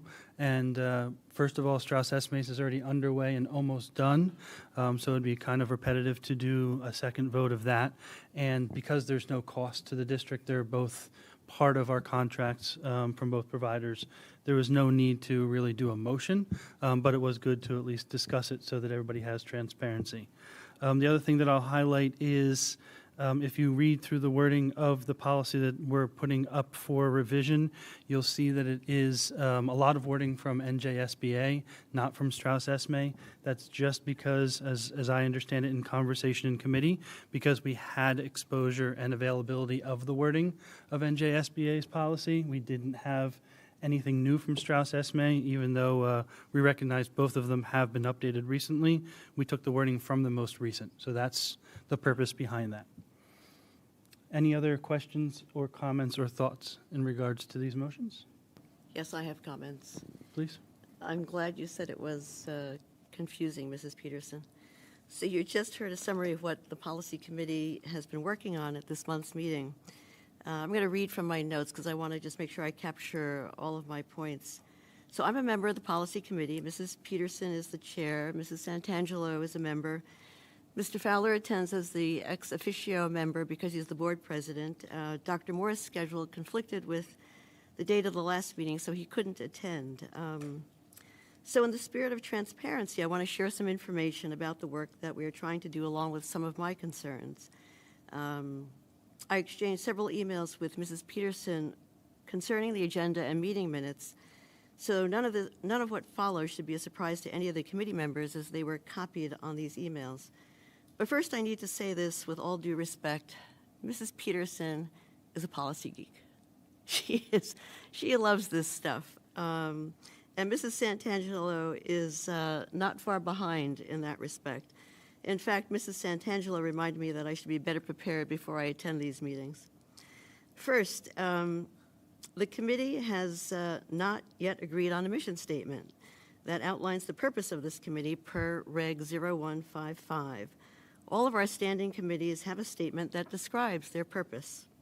So we've not put together our framework. We have not determined how we will function, how agendas are set, how we interact with other standing committees, the administration or our board attorney who is necessary in reviewing our policies. We also have to reach out to our board attorney to make sure they'd have the time to review our work. We also need to have the funds, Mrs. Spitzer, to pay for this work. At this last policy meeting, I handed out my suggested wording along with Mrs. Peterson's wording for Reg 0155. We've tried to discuss this at 2 meetings now. We've not come to an agreed upon wording that should guide this committee. You might be asking, well, why is this so important? Well, without a mission statement, we really have no boundaries, no limits to what we can and cannot do. Mr. Fowler, to his credit, suggested we table this discussion until our new interim superintendent could attend a meeting. But as I've thought about it, we might borrow some language from the board member code of ethics. It reads as follows. I will confine my board action to policy making, planning, and appraisal, and I will help to frame policies and plans only after the board has consulted those who will be affected by them. These words might be a good starting point for us. Second item, recall that at the January 4th reorg meeting, I was assigned to this committee by the president. By the way, I hear that sometimes it's a rite of passage for a new committee member to be on the policy committee. But I digress. At the January meeting, Mrs. Peterson encouraged this board to resurrect the policy committee because we have outdated policies that should be updated. For example, there's a pay telephone policy that should be updated. To date, we have not had any discussions about any other outdated policies. My third item, we discussed the nepotism and collective bargaining policies at length at this last meeting. I didn't understand why out of the hundreds of policies we have, and we do have hundreds of policies, why we would focus on these 2 policies when we still have an outstanding request from the SLP committee. I spent more time this weekend rereading these 2 policies, and I'm still perplexed. I'm not a policy geek. Mrs. Santangelo said that she heard a lot of concern about these 2 issues at her NJSBA Governance 1 training session. She heard that board members in other districts were concerned about nepotism and collective bargaining. I attended a different NJSBA Governance 1 training in a different month, but did not hear the same concerns. At my training session, there was discussion about overall board governance, board behavior, board interactions, and improving communication between board members. I don't know if nepotism and collective bargaining are a concern across the state of New Jersey, but I want to narrow the scope of this policy committee and focus on those policies that are of concern for Central's standing committees. My fourth and last item, the committee discussed creating a school climate policy, and I think that would probably be pretty good. The minutes state that this policy would address the board's concerns. I think we need to be clear about who on the board has concerns and what those concerns are. I'd like to see our committee meeting minutes include more specificity to help us arrive at good decisions around policy. Again, I say all of this in the true spirit of transparency. I'm trying my best to be an effective board member and learn as much as possible about Central's policies. We are in this together. Thank you. If I could just respond really quickly to some of that. Why you asked about the nepotism now. Yes, and what I said was this one is not in compliance with the law. Now, at the time, you hadn't read these yet, so I understood you weren't ready to get into the full details of them. But per definition, we are required, as a condition of receiving state aid, to have a policy about nepotism. And in that policy, we have to have a definition that is consistent of relative, that is consistent with NJSA 5213D 21-.2. and NJAC 6A 23A 1.2, and a definition of immediate family member that is consistent with NJSA 5213D-13 and NJAC 6A 23A-1.2. Our policy did not have those definitions. As such, we were at risk of losing state funding. Now, if anyone else has any questions about why, there are some other reasons that this was just a little bit more of a thorough one, the one that we've adopted, the one that we've proposed for adoption. Further, you know, there's a lot more updated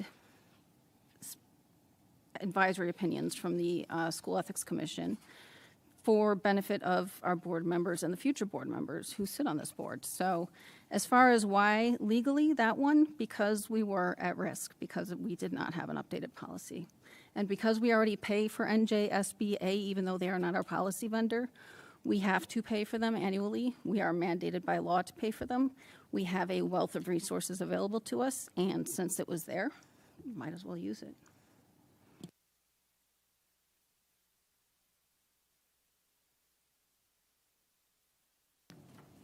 I'd like to start by saying that I voted to approve the creation of the policy committee, and I support the mission of creating consistency across policies, removing outdated material and references, and responding to requests from committee and board members. Setting policy is the primary responsibility of the board, and our policies create a common language we all refer to when operating our district. At the last board meeting, the policy committee chair reported that the committee had met and identified that ensuring sufficient definitions and definitions that were uniform were priorities.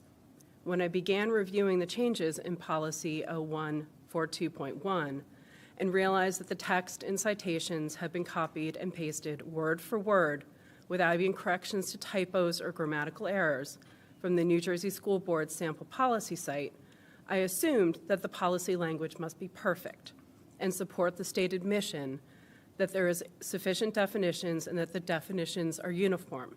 However, that is far from the case.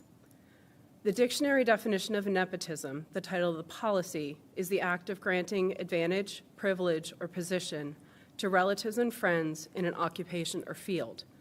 But the first definition in the policy defines nepotism as the existence of a conflicted relationship, and further defines conflicted relationship as any relationship that creates a justifiable impression that the public trust may be violated.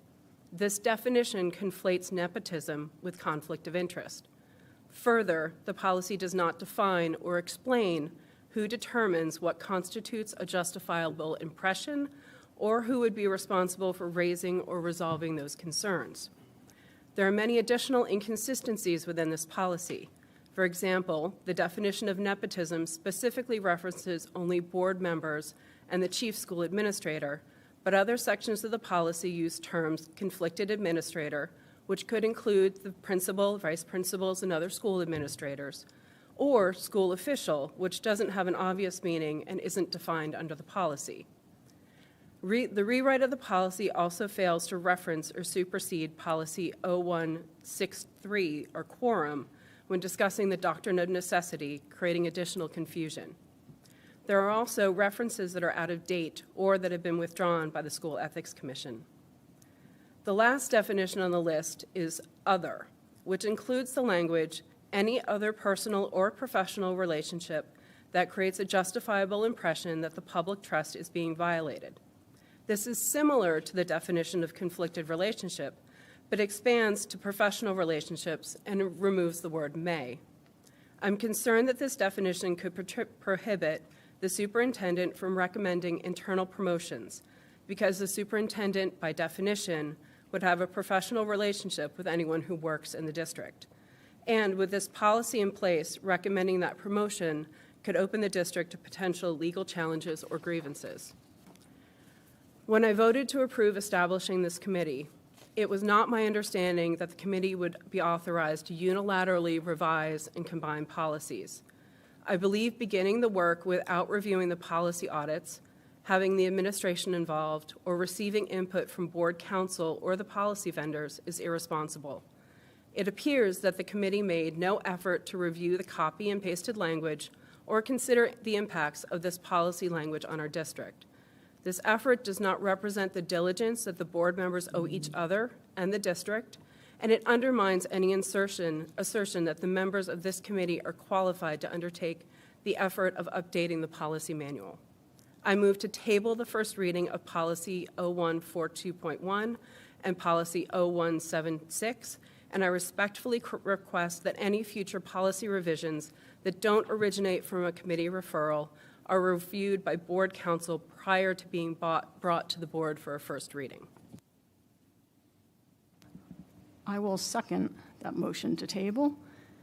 I actually had a lot of the same concerns. I think Ms. Gong and Ms. Kellogg have brought up some good points and some legitimate concerns.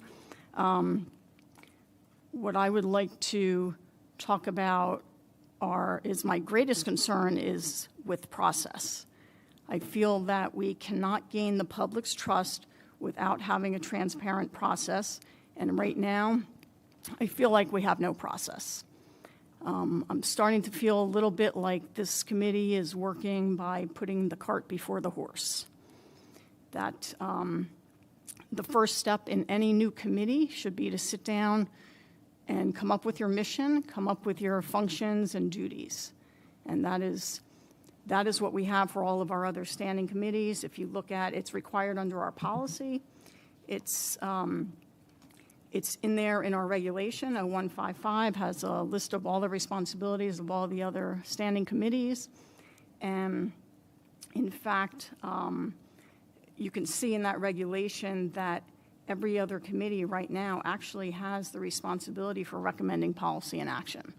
So I think very first step, you need to sit down, you need to come up with that mission, you need to come up with the responsibilities, the functions and duties, and the process of how this is going to work.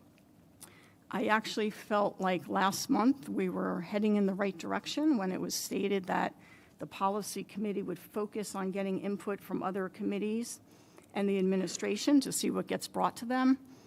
And then I was kind of surprised to find out they were working on redoing a personnel-related policy without ever going through the personnel committee.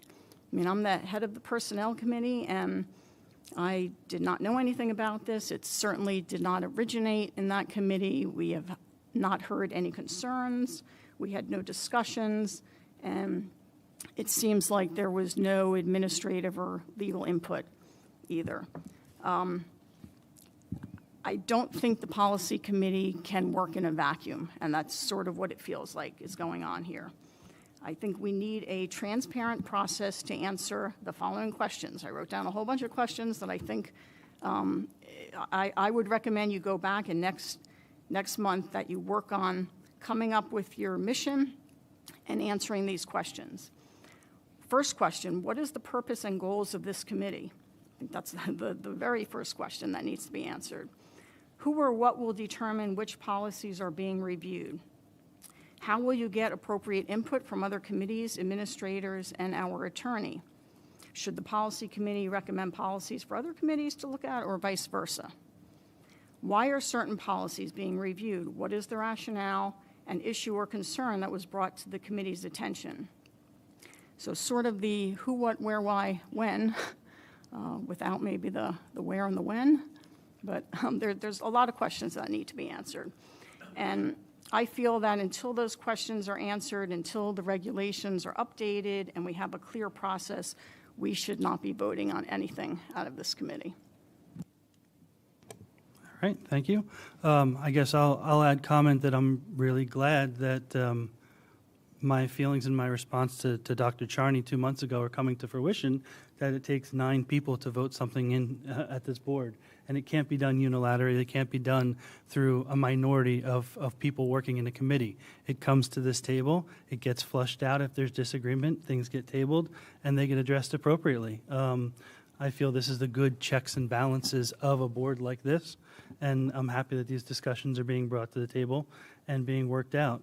I agree with the sentiments that we've been challenged to come up with a mission statement and how the committee would work. Unfortunately, the last 2 months, we've struggled to get administration to the meeting. I don't think that was done with any purpose. It was just a mismatch of scheduling. And hopefully, as we move forward with Dr. Shadow, we can iron that out and have appropriate representation. I'll also comment that our meeting minutes did reflect that our intention is not only to just have the superintendent, but any administration representative that is going to be helpful and provide good input to our conversations in the committee. So look forward to having further conversations, taking all this feedback back in our committee conversations and figuring out how to move forward with this.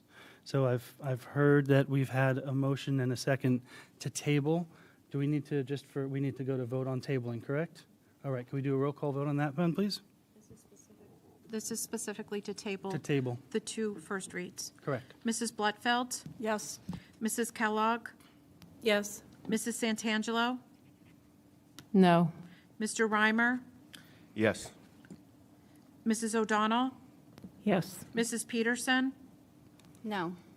Mrs. Duggan, Yes. Ms. Gong, Yes. and Mr. Fowler. Yes. Can I just make one more comment as to what Mrs. Bloodfeld said? These are bylaws, which is not currently within the purview of any committee, which is why we sought to address them. Because as we recall last year, in our first meeting of 2023, we our vote was illegally done when we voted for vice president because our bylaws were not kept up to date. The bylaws involve the functioning of this board, which is why that is where we started.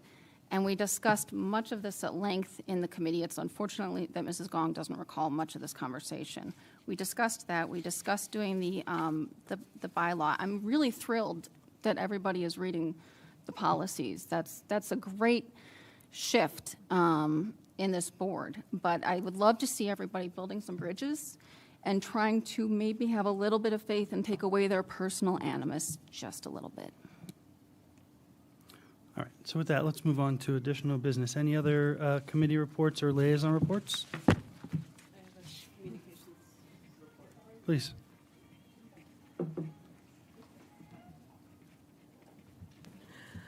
We did have a short communications committee meeting this month following the personnel committee, primarily to make sure that we had an understanding of who was covering the duties of the Director of Communications as we're transitioning from Dr. Moore to Dr. Shadow. Primarily, we talked about communications around graduation. We talked about communications focusing on the introduction of Dr. Shadow. And we did also talk about the programs, the technology programs, the broadcast technology department that is usually led by that communications office. And we do encourage the new superintendent to make a priority of identifying a new communications officer.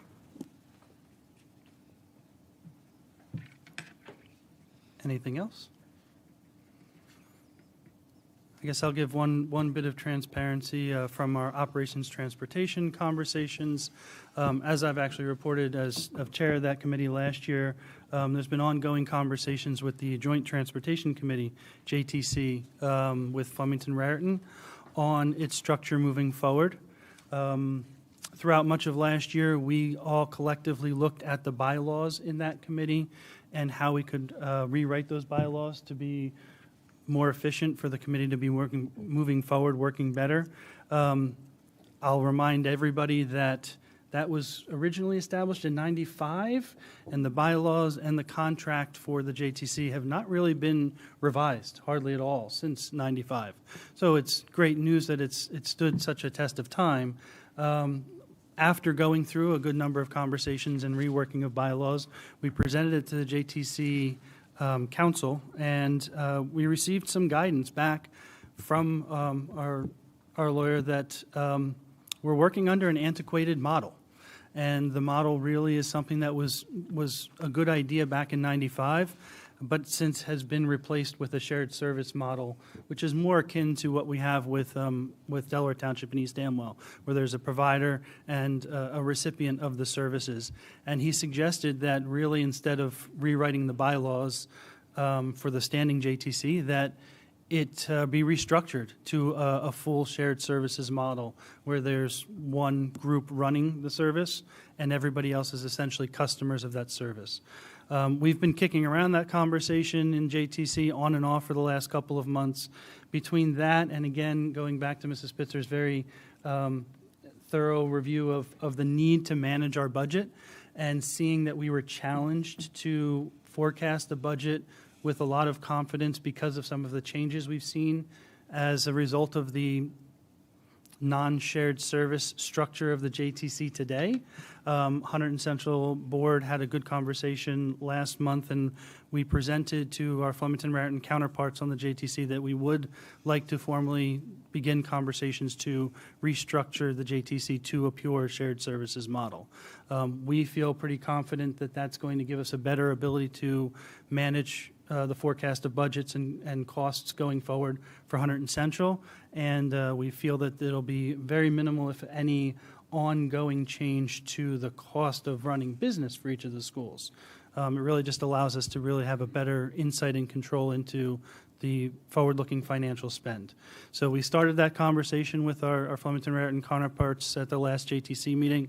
They brought it back to their board. They're going to be talking about it, and then we're going to have ongoing conversations, hopefully the next couple of months, to see if we can structure that to something is more aligned to what our council provides us guidance for and what is commonly found throughout the state. So should have more updates on that in the near future. Any other additional board business from the table? Yes. We voted to table. Okay. Yes, and it's being tabled. Mr. Fowler, I have one Yes. more update. On March 12th, Mrs. Spitzer and I had a Zoom meeting with the two representatives for the Hunterdon Central Foundation. I was introduced to Jim Finn and Frank Barlow. Mrs. Spitzer was included as well, since she has some history about the foundation. We discussed the generous awards that have been given to students at Central. We also discussed a series of asks that the foundation would like this board to look at going forward. I think it would be a good idea to look at what they're asking for, which is more involvement, but I also said that this board has some very serious and important things to accomplish in the next few months, so that we would get back to them sometime in the future. Thank you very much. Yes, board comments? Yeah, I just briefly wanted to really just thank Dr. Moore for your time here. So we're going to do it after public comment. It's board Oh. business, sorry. Oops. That's okay. Looking forward to it.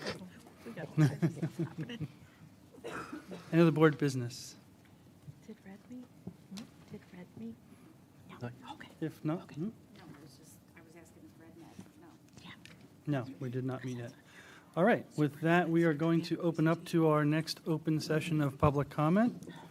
Anybody who would like to speak, please feel free to come up to the podium. We will have 5 minutes per address here. And again, a reminder, if you have any comments for the board or the administration, please direct them at me.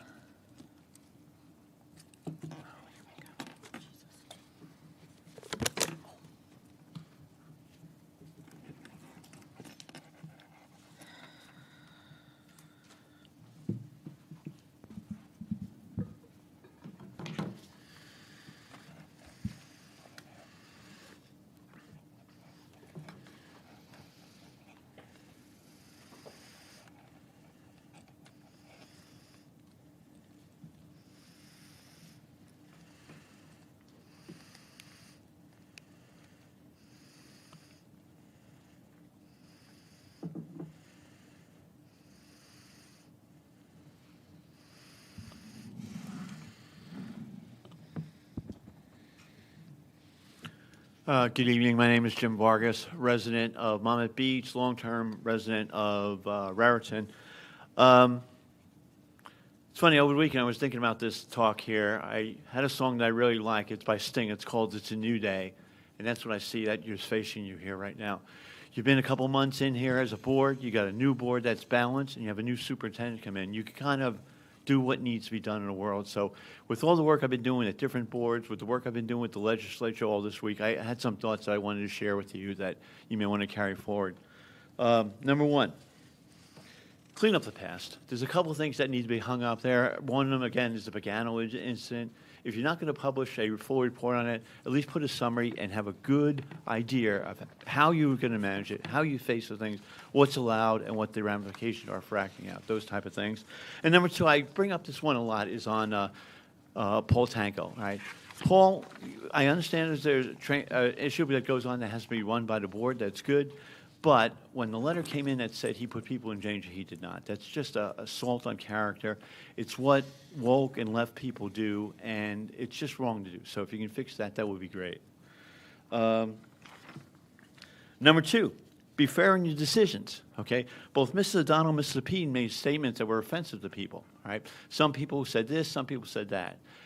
I think it was free. I think it was free speech, and you should be allowed to say what they want to have. But one person was charged, one person wasn't. Have a policy. If we're going to talk about policy, if one person gets charged, both of them should be charged. If one of them are free, both of them should not be free. Okay.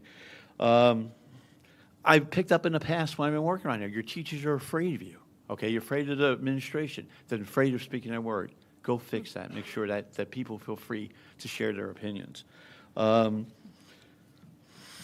Treat issues equally, okay? A student made a comment about somebody's dress, and right away he was chastised and said he would be reeducated. We picked up here in the last couple of board meetings where a student was going through being harassed. Actually, there's a physical thing where a plate was thrown, and it took months to clear it up. It's good that this board cleared it up, but do it faster. Number 3, the obligation for diversity, inclusion, and equity. All the lesson plans have to cover that. Make it public. Make it electronic. I've been working with this, I don't know if you saw it in the legislature, but the Oprah new rules coming out are being largely contested. The people who have the part want it in. The people that need the information don't want this thing in here. This thing had 125 different organizations that signed a letter not to pass this bill. So get out of that place, make it public, make it access. On the thing on when you call with the pronoun that students can use it, but parents can't don't have to be informed. Inform the parents. You already made it. Make it a formal policy that comes out that you will do it. And then in the third part, in the sex ed standards, that is, when you look at it, it is a tenet of humanism and secularism. It doesn't surround all religions. Christianity, Judaism, Islam are all against that. They're all tenets of religions. They should be forced on people. So move from a policy of opting out to a policy of opting in. I think that is meet the needs of both the state and meet the needs of what people should have. Number 6, I want to spend some time on this. Protect your children. I have reports here that come out from Psychology Today that says 11.7% of the students, graduates in college today said they were victims of some sort of sexual approach by a teacher. Here is a note from U.S. News Report that says the feds are asking boards to return and teach more and be more stringent on that type of thing. And then the last thing I'd like to talk about on is the transgender environment, right? It needs to be served. It needs to be taken care of, right? But I've pulled a report here. The LGBT community is not one community. I know gays and lesbians.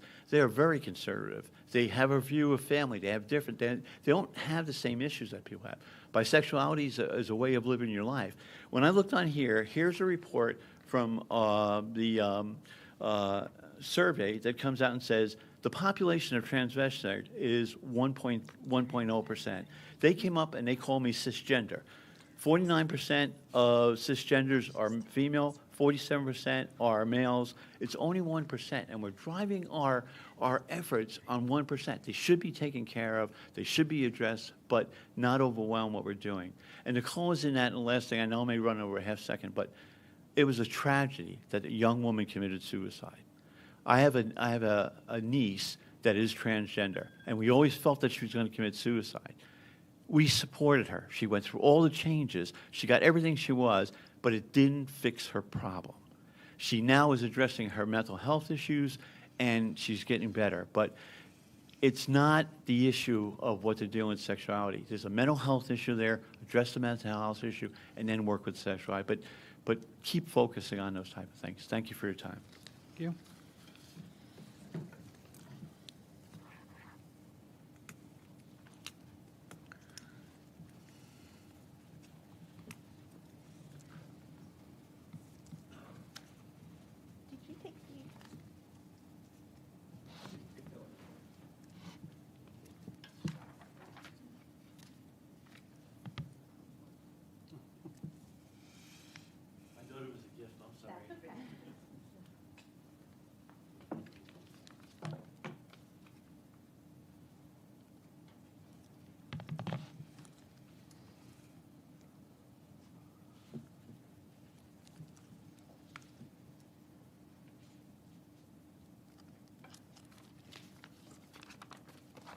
Good evening, Sandra DeVore, Raritan Township. First, I am following up from an email response I received from then Board President Lisa Hughes dated October 5th, 2023. She stated that Ms. O'Donnell, with assistance from Board Counsel, will seek an advisory opinion regarding her role on the Advisory Committee of NJPEC Mr. Fowler, has Ms. O'Donnell sought an advisory opinion? I take that no one knows the answer to that. I remind the board that Ms. O'Donnell has not used a disclaimer with regard to her position on that committee. Meanwhile, some within this community and selected board members have continued to persecute Rebecca Peterson for her alleged, which I would like to remind everyone, means innocent until proven guilty in this country, and we just saw that on display a few minutes ago. Comments, but has never addressed Ms. O'Donnell's association with NJPEC.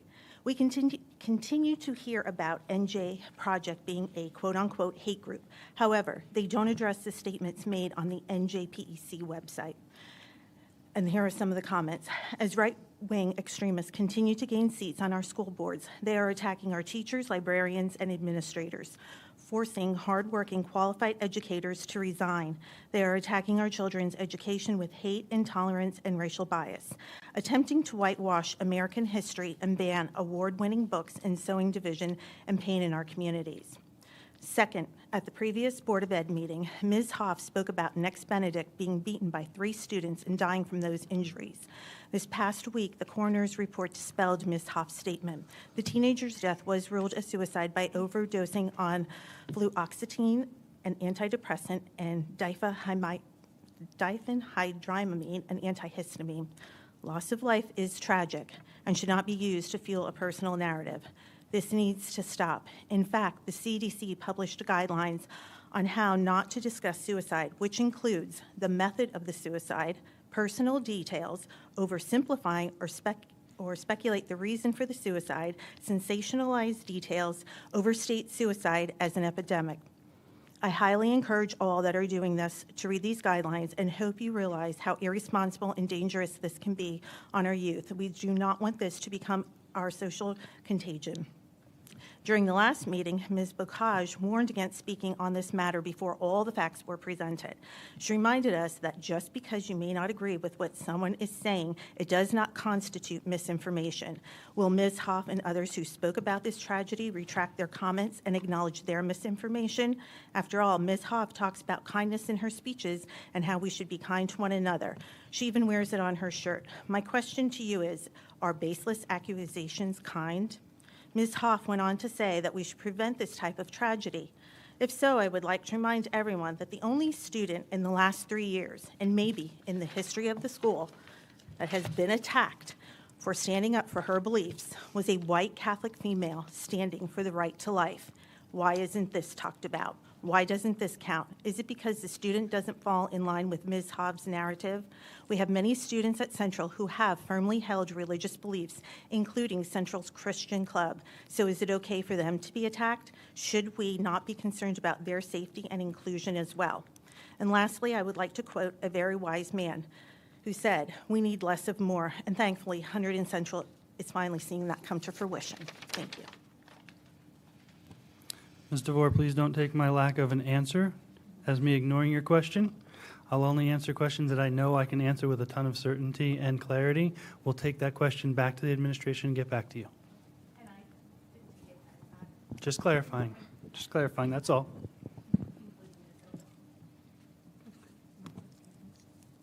Anyone else?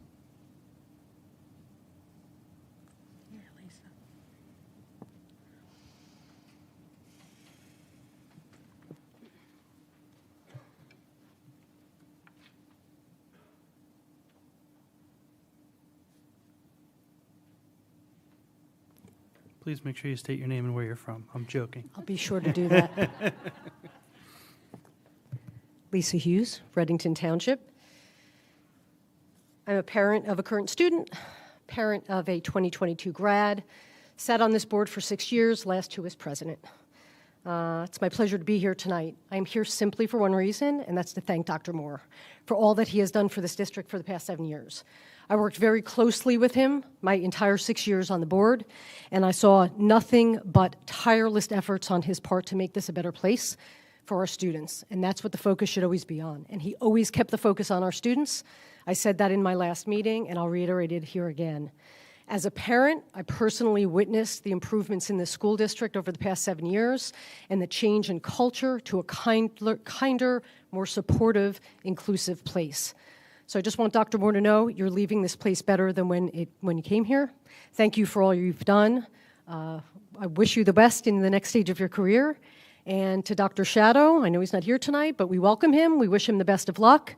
It's a wonderful school. It's a great place with fantastic people, many of whom are sitting in the back of the room. But he's got some pretty big shoes to fill. Thank you, everyone.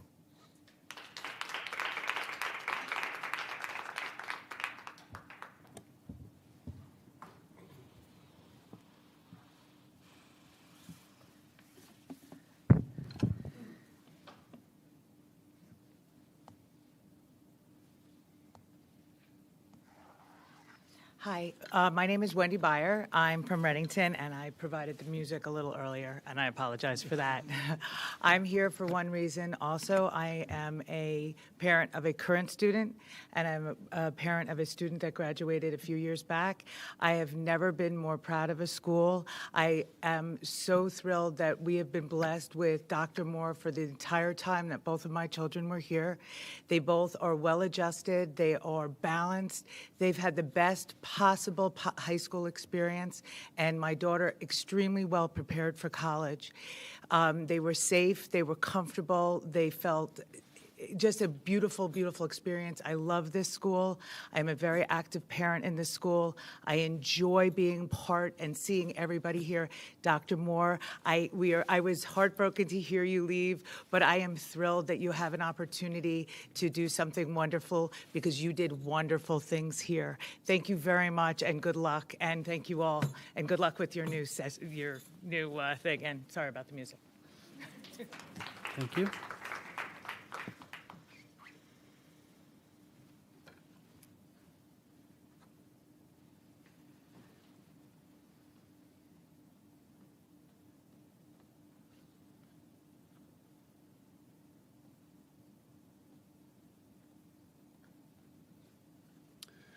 Good evening.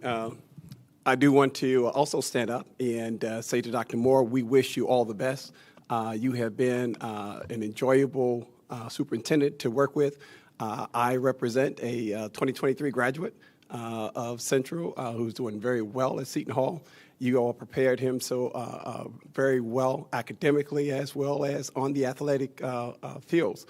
And Dr. Moore, you have been a compassionate, competent, caring individual, and we are going to miss you here in this school district. We wish you all the best in your next endeavors, and we can just hope that we can find someone who is as conscientious as you are, and we say congratulations to you.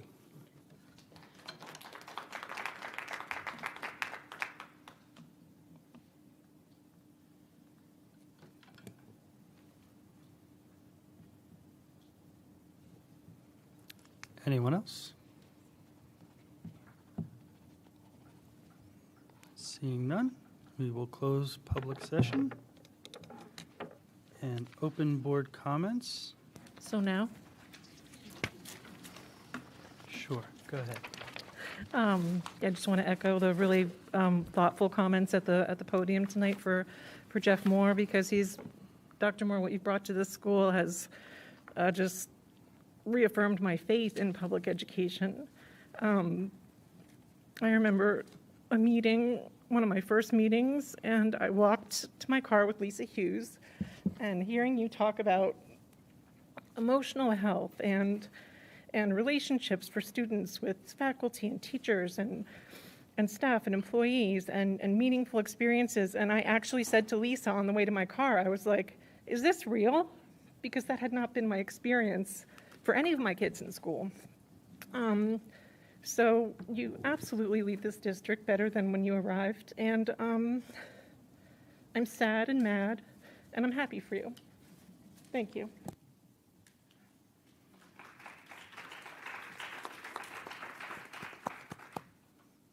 I have a couple of comments I'd like to make as well, and thank you also for everyone who spoke those really kind words. I actually have some prepared comments. I think you're going to see some very common themes here.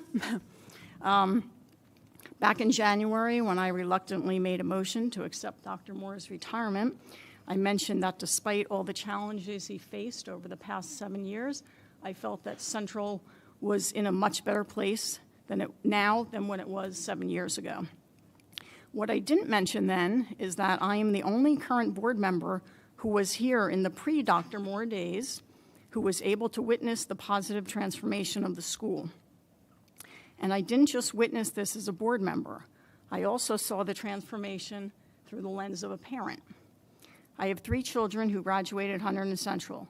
2 of them graduated before Dr. Moore became superintendent, but my youngest graduated in 2019, 2 years after he came here. I think longtime staff members who are still here today will know what I'm talking about when I say one of the many positive changes Dr. Moore made during his tenure here was a significant improvement in the climate and culture of the school. Dr. Moore has created a much kinder and more respectful, supportive, and student-centered Hunterdon Central. Being a superintendent is not an easy job. There are long hours, sometimes going from very early morning till very late at night, which we all witnessed last board meeting where we were here till almost midnight with Dr. Moore.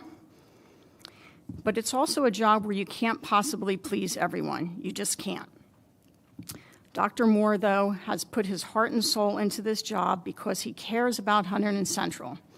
He cares about the staff and students, and everything he has done for this school has always been with the best of intentions and with the students' best interests in mind. So I'd like to thank you, Dr. Moore, for all your time, hard work, commitment, and many, many positive contributions to the school. I'm going to miss working with you, and I wish you well in the future.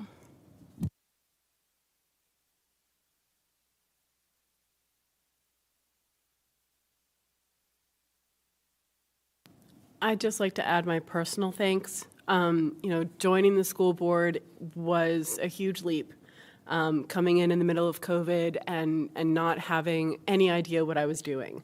And your patience and guidance and willingness to answer all of my stupid questions just has made this such an amazingly fulfilling experience. And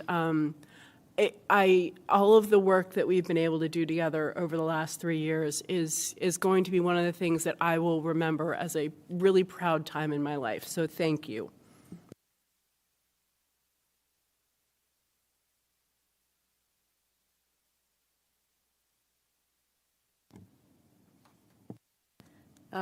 Just to change the topic so you can take a deep breath, I saw Something Rotten, and I hope other people saw it. It was like one of the best, funniest musicals I've ever seen. So thank you to the students and to the administration teachers for putting that on. That was really cool.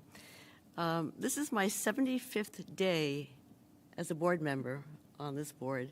Sometimes it feels like the 3rd day, and sometimes it feels like the 750th day. I wish I had the opportunity to work with you for the rest of my tenure, whatever it is. But I wish you well.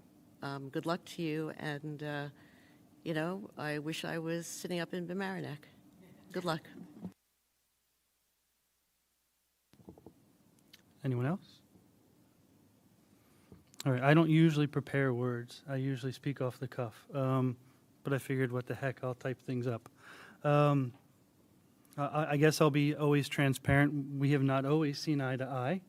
That's never a bad thing. I recall our very first sit-down and conversation where you asked me, why do you like Central? And I said, it prepares you for the real world. And part of that is learning how to work with people that you get along with and people that you don't get along with.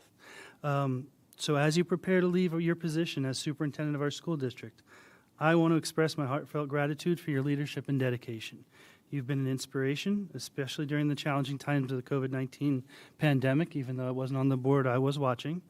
You have shown how to navigate uncertainties and difficulties with courage, compassion, and creativity. You've always put the well-being and learning of our students first, and we admire your vision and commitment to that excellence. Your presence, your guidance, and your support will be missed. You've made a lasting impact to the school and community, and I wish you all the best in your future endeavors. Thank you for being a great superintendent, a great person, and when necessary, a great adversary. It is what makes us get stronger and makes us be better people, so thank you. So with that, I believe if we're done, we have some cake and some other nice things that have been brought in to celebrate. No, you're not allowed to talk. I'm going to censor. After Dr. Moore is done, we will be moving into executive session. We have to do a motion for that, and we will be returning with some decisions and some action. Go ahead, Dr. Moore. I'm a little overwhelmed. That's not very comfortable for me, all of that, but I appreciate it, and I will carry that for a long time. Hasn't always been easy to be at work, but it's always been easy to come to work. And again, thank you for your support. And you walk around a place like this and you run your finger along the counter, or you knock on the metal pillar for the breezeway, and you just say to yourself, I love this place. And I do. So most of my thanks, again, go to you all for your support, but also certainly the staff, the folks in the back there, the students, of course, and I'm verklempt, is that what we say? Thank you so much for this opportunity. It's been an honor to be here through difficult times. Thank you.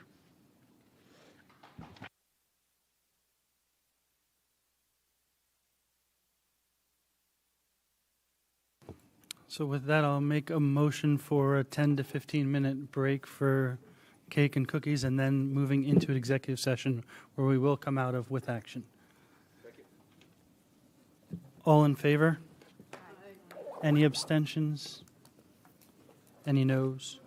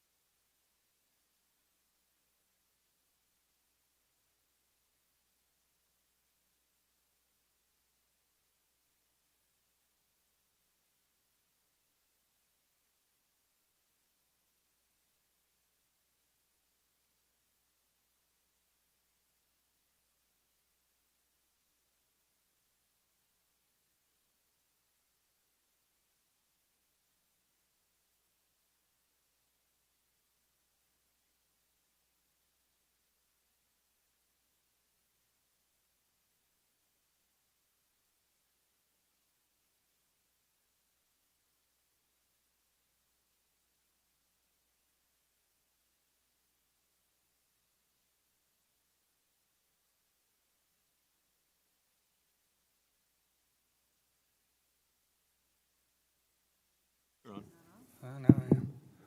All right, can I have a motion to reconvene into open session? So moved. Second? Second. All in favor? Any abstentions?